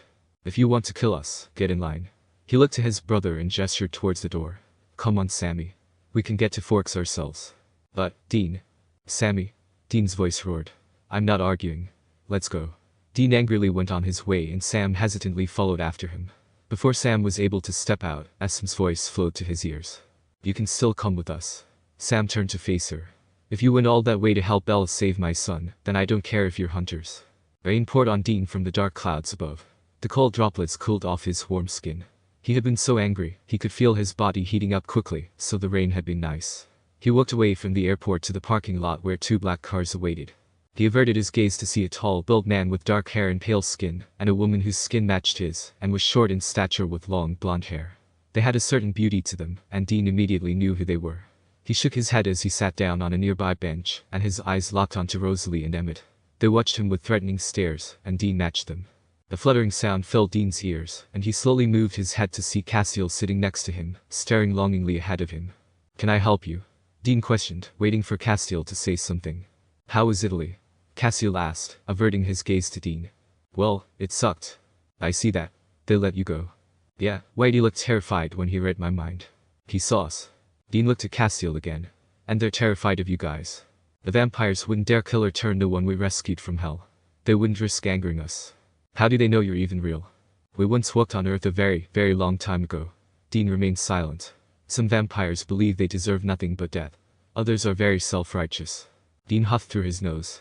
"No shit, Dean," Sam shouted, gaining his brother's attention. Dean and Castiel looked towards him as he ran towards them. "They're willing to give us a ride back to Forks," he panted. "Tell them to go on, we'll find a separate ride." "Dean, Bobby is waiting for us. The sooner we leave, the sooner we can get going." Dean rolled his eyes and sighed heavily as he got up from the bench. "Fine, we'll go. But I'm not playing nice. We won't ride with Edward. We'll ride with them." Sam turned and pointed towards Emmett and Rosalie. Emmett gave them a slight wave, while Rosalie climbed into the passenger seat of the car. Dean gave his brother a nod. "Alright, I can work with it." Dean stopped as he turned towards the bench to see that Castiel had disappeared. "I really hate when he does that," he mumbled as they both made their way to Emmett's car. The car ride from Seattle to Forks was long and quiet. The most sound the entire ride was the heavy raindrops falling onto the car and Sam when he would clear his throat. Rosalie and Emmett were still and silent. Dean liked it this way. He didn't want to hear another damn thing about how they were hunters. Rosalie turned in her seat and eyed the boys carefully. She drew in a deep breath before speaking. "Thank you for going all that way to help my brother. Even though he was being a dick." "Rose," Emmett scolded. Rosalie glared at him, then looked softly back at the boys. "He was and I apologize for it. I am grateful to you and Bella for saving his life. We wouldn't have to if he wasn't so dramatic," Dean mumbled. Emmett heard this and rolled his eyes. "As vampires, it's like we mate for life," he informed. "Sometimes when you lose your mate, you just have no sense in living." Edward tried, but after a while it just became dull to him, and he hated life. He hated doing the same thing every day for hundreds of years. In his defense, it does get tiresome. "Did he ever try to find a mate before Bella?" Sam questioned, genuinely curious. Dean shot him a dirty look and Sam rolled his eyes. "No," Emmett responded. "He tried for years. I even tried before I met Emmett," Rosalie added. "What, you weren't human enough for him?" Dean snapped. This time Sam was the one to shoot his brother a dirty look. Rosalie and Emmett chuckled in the front seat. "No, he was uninterested. I was always impressed with my looks," Rosalie admitted. "So when I was turned, I was even more infatuated with my beauty." "You're one self-centered vampire, aren't you?" Dean asked bluntly. Emmett's eyes quickly moved to Dean then back to the road again. "I was, yes. Then, I met Emmett," Rosalie answered, grabbing at his hand. He lifted her hand up in his and kissed the back of it, and the two shared a smile. The point is Edward tried and every woman he met was the same. Until he met Bella. He couldn't read her thoughts, she seemed so uninterested. He wanted to know more. We tried to convince him to stay away, but he wouldn't. Next thing we knew, he fell and he fell hard. Bella is his mate and without her, he would believe his life would be meaningless again. Sam began to feel bad, but Dean's thoughts remained the same. Edward was a dick. The brothers looked at each other, and while Sam's face was soft and caring, Dean's was still angry and frustrated. Well, maybe he shouldn't have left. Maybe then Bella wouldn't have wanted to try to kill herself. Dean blurted. "Dean, she wasn't trying to kill herself, it was cliff jumping," Sam defended. "Either way, without him around she wouldn't have tried to do something so damn stupid." Edward felt it was best. Emmett's voice was still calm and leveled, despite Dean talking trash about his brother. The night of Bella's birthday, she cut her finger trying to unwrap a present. One of our newer members to our family, Jasper, is still trying to adjust to the vegetarian lifestyle we live. It's been hard on him. "So, what happened?" Sam asked. The smell and the sight was all too much for him, and he went after her. Edward tried to push her behind him, but sometimes we don't realize our own strength, and he sent her into the wall. Carlisle had to stitch her arm after we had gotten Jasper out. So, Carlisle can handle blood. Sam was interested in these new characters and their lives. He wanted to know more about them and their stories. If they weren't going to kill them, might as well learn about them. "Oh yeah," Emmett responded. He's had years of practice and he always wanted to go into the medical field, so once he was able to handle being around blood and sick people, he became a doctor. That's really interesting. Our family may be strange and weird and something you're not used to, but we're not bad people. Rosalie added. You just need to get to know us. Emmett and Rosalie pulled up behind Carlisle and Esme at their house just on the outskirts of Forks. Jasper awaited them at the front door, and Alice greeted him happily with a gentle kiss and a loving embrace. Bella climbed out of the car, rubbing her eyes tiredly. She looked like she had just woken up again. At least she slept. Sam whispered to Dean as they had gotten out. No kidding. Sam and Dean stood on opposite sides of the Cullens. They were lined up, standing next to one another, and Edward held Bella tightly to his side. Carlisle gave the Winchester boys a genuine smile as he clapped his hands and rubbed them together. Thank you boys for going with Bella and helping save my son, he said as he held his hand out for the boys to grab. Sam was hesitant at first, but soon grabbed Carlisle's hand and gave it a firm shake. Dean glared at the light-haired man with golden eyes in front of him. He wouldn't be so forgiving as his brother. Excuse my brother, he's just Sam trailed off as Carlisle held his hand out for Dean to take. I understand, Carlisle said, still holding his hand out for Dean to take. We are the very thing you hunt. Sam looked at his brother in a way that said, just take the man's hand. Dean rolled his eyes and sighed in defeat after looking at his brother's pleading eyes. He groaned into Carlisle's icy hand in his and gave it a shake. Thank you, Carlisle said again. His voice was gentle and smooth, almost like ice, but it had a warming tone to it. Esme stood next to his husband, watched the boys carefully. Words will never express our gratitude to you and Bella. She spoke with a smooth voice like her husband's. The boys could tell she was genuinely grateful. She grabbed both the boys into a hug. Sam wrapped an arm around her, and Dean hesitated before doing the same. They brought their heads down to her shoulders. I'm sorry about my son, Esme whispered quietly in Dean's ear. She knew it wouldn't make a difference if her husband or the others heard, but she wanted to make sure Dean had this moment with her. You didn't deserve to be treated that way, Esme. Edward's voice was harsh. She pulled away from the boys and turned to face her son. Don't. You have a lot of nerve talking to me like that. Her voice had went from gentle and smooth to hard and stern. You made us pack up and leave, which I could get behind, but you went your own direction, and refused to talk to us for months, Edward. I was so worried about you, I had to call Alice to make sure you were okay. And then, you pull a stunt like this. Esme blurted out. Bella had never seen Esme so angry and upset with any of her kids, or ever for that fact. Bella remained by Edward's side, averting her gazes back and forth from Edward to Esme. Her cheeks began to flush a deep red with embarrassment, as she knew none of them would have been in the situations they were put in if it wasn't for her. Edward sighed in defeat. He pulled away from Bella and took Esme into his arms. She wrapped her arms around his torso and buried her head into his chest. You're my son and I want the best for you, I do, but I also want you to be safe and sound, Esme said softly. She pulled away from his embrace and looked into his soft golden eyes. Sam and Dean went with Bella to help. They didn't go to kill you, they went to help. The least you could do is be a little kinder. Edward looked to Sam and Dean, then back at Esme. He knew deep down that his mother of all sorts was right. The Winchester brothers could have easily came with Bella to kill him, but they didn't.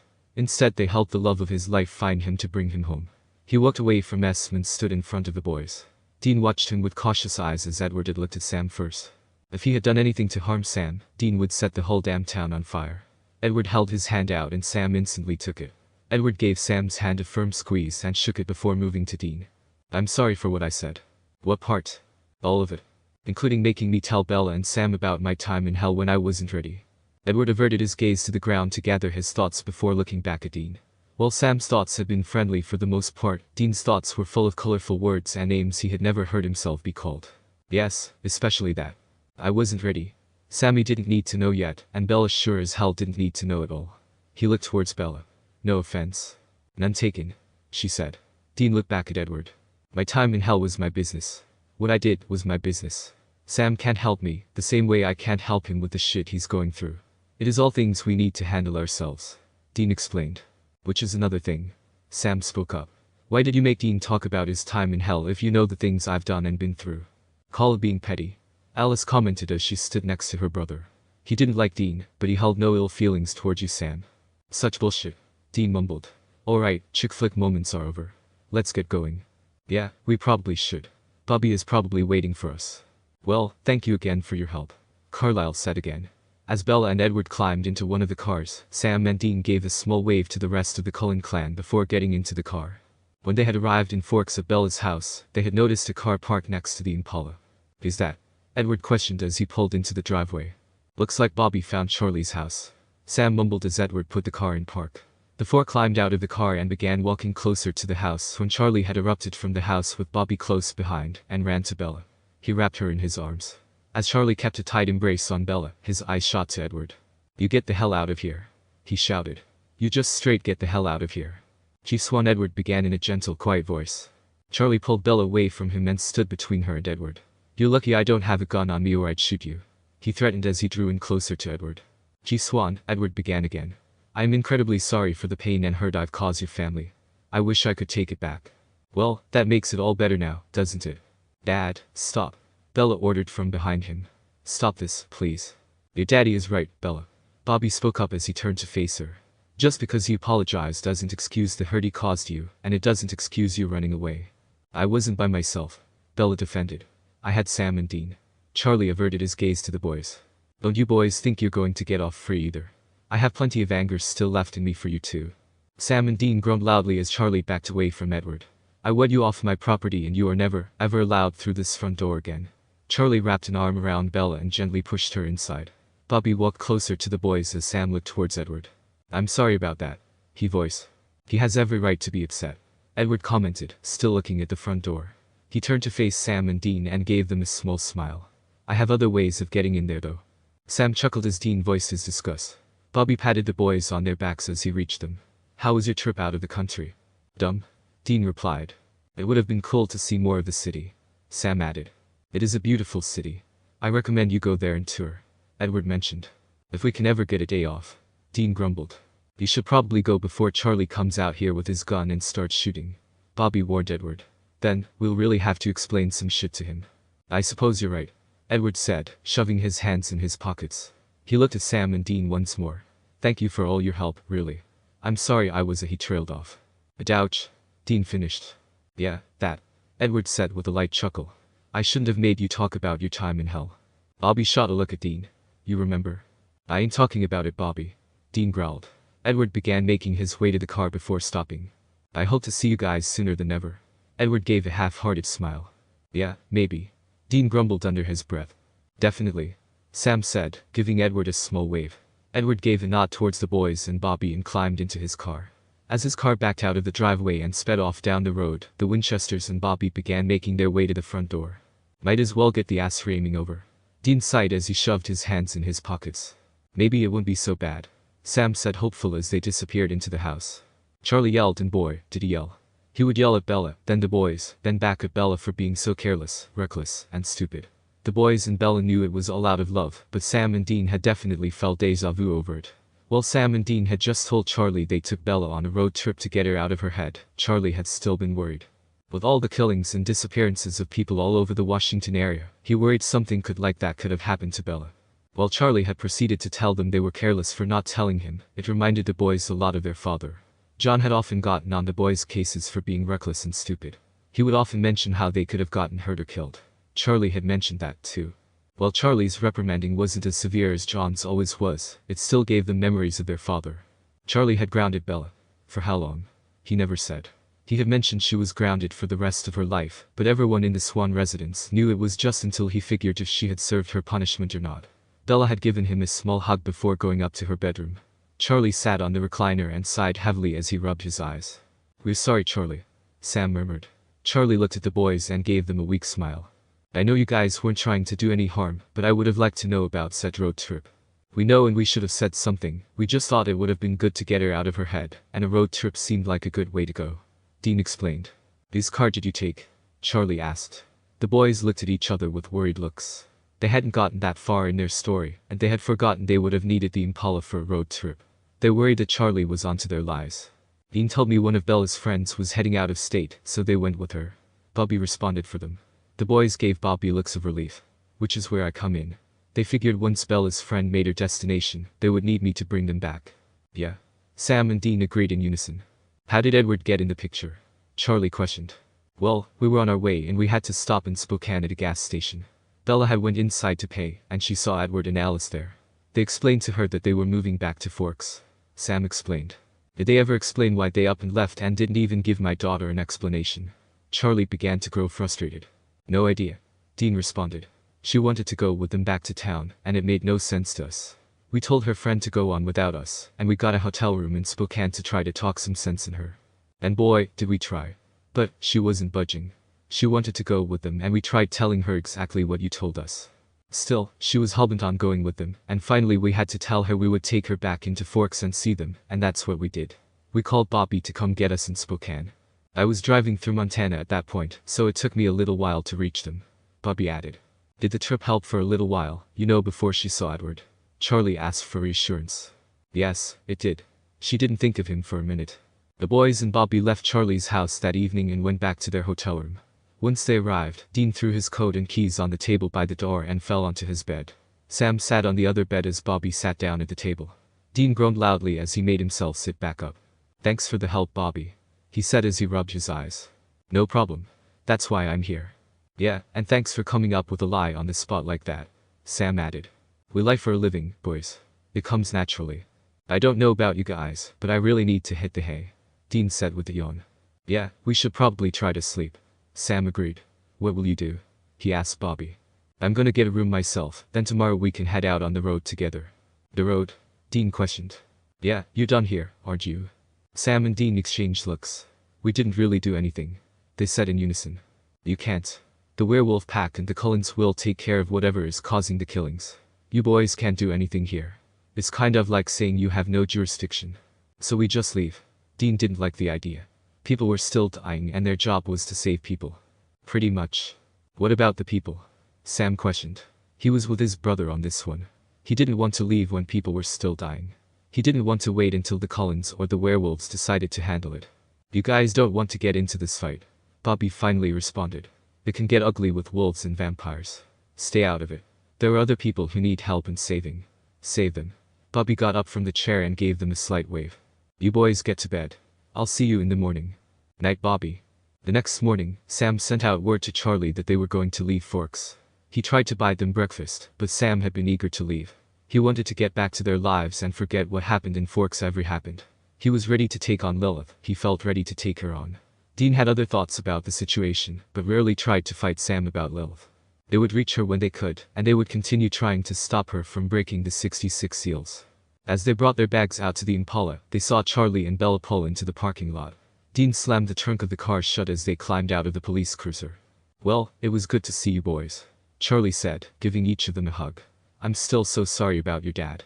Yeah, well, shit happens, Dean commented. It was good to see you too, Charlie, Sam said, forgetting his father was mentioned. Charlie gave Bobby a firm handshake. Thank you for bringing the boys and Bells home. You're a good man, Bobby, Charlie said with a smile. Well, I try, Bobby said, returning his smile. The boys looked at Bella as she drew in closer to them. First she hugged Sam, then Dean.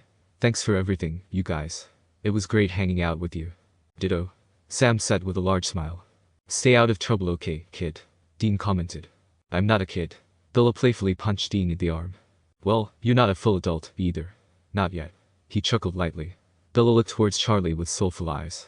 Dad, can I please just stay with Sam and Dean for a little longer? She begged. Sam and Dean exchanged confused looks. I have to get to work, Bella, and you have school, Charlie argued. It's okay, Charlie, we can take her to school, Sam voiced. Charlie raised an eyebrow at Sam, while Dean gave him a small smile. Yeah, who wouldn't want to pull up to school in a 67 Impala? Dean was prideful of his car. Fine. Charlie gave in. But straight to school, no funny business. I am the chief. Charlie opened the cruiser door and gave one last meaningful look at the boys. They had grown into good, young men and he was proud of them. Little did he know, the little boys he used to give hell to had grown up to be heroes. Charlie gave them a wave before climbing into the car and leaving the parking lot. Sam and Dean looked at Bella. Why did you want to stay with us? Dean questioned. I want to go with you guys, Bella blurted. What? Bobby, Dean, and Sam all shouted in unison. Bella was taken aback. I want to go with you guys. I want to become a hunter. No, you don't, Dean denied. Yes, I do. Bella, you really don't. Sam's voice remained gentle and collected. It's not a life you should want. You guys do it. Because we had no other choice. We were raised into it. We didn't have a choice, but you do. Go to school, get an education, go to college, get married and start a family, please, Sam begged. But don't do this. We're too far gone to change our minds. This is our life now. You still have a choice. But, no, Bobby interrupted. You have potential. Don't waste your life trying to become a hunter, and better yet, don't waste your life with a vampire. Excuse me, Bella had grown frustrated. Sam and Dean lived this life and they were telling her not to.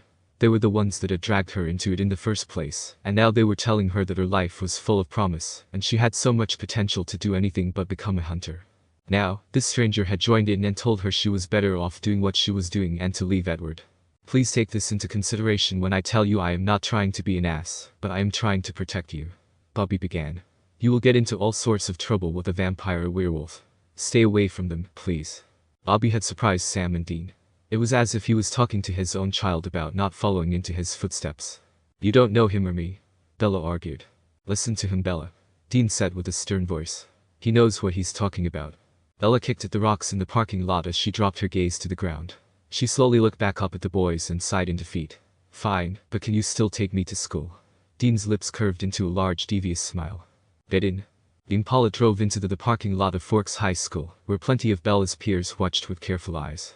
They watched as Sam and Dean climbed out of the car and gave Bella one last hug before they headed out on the road again.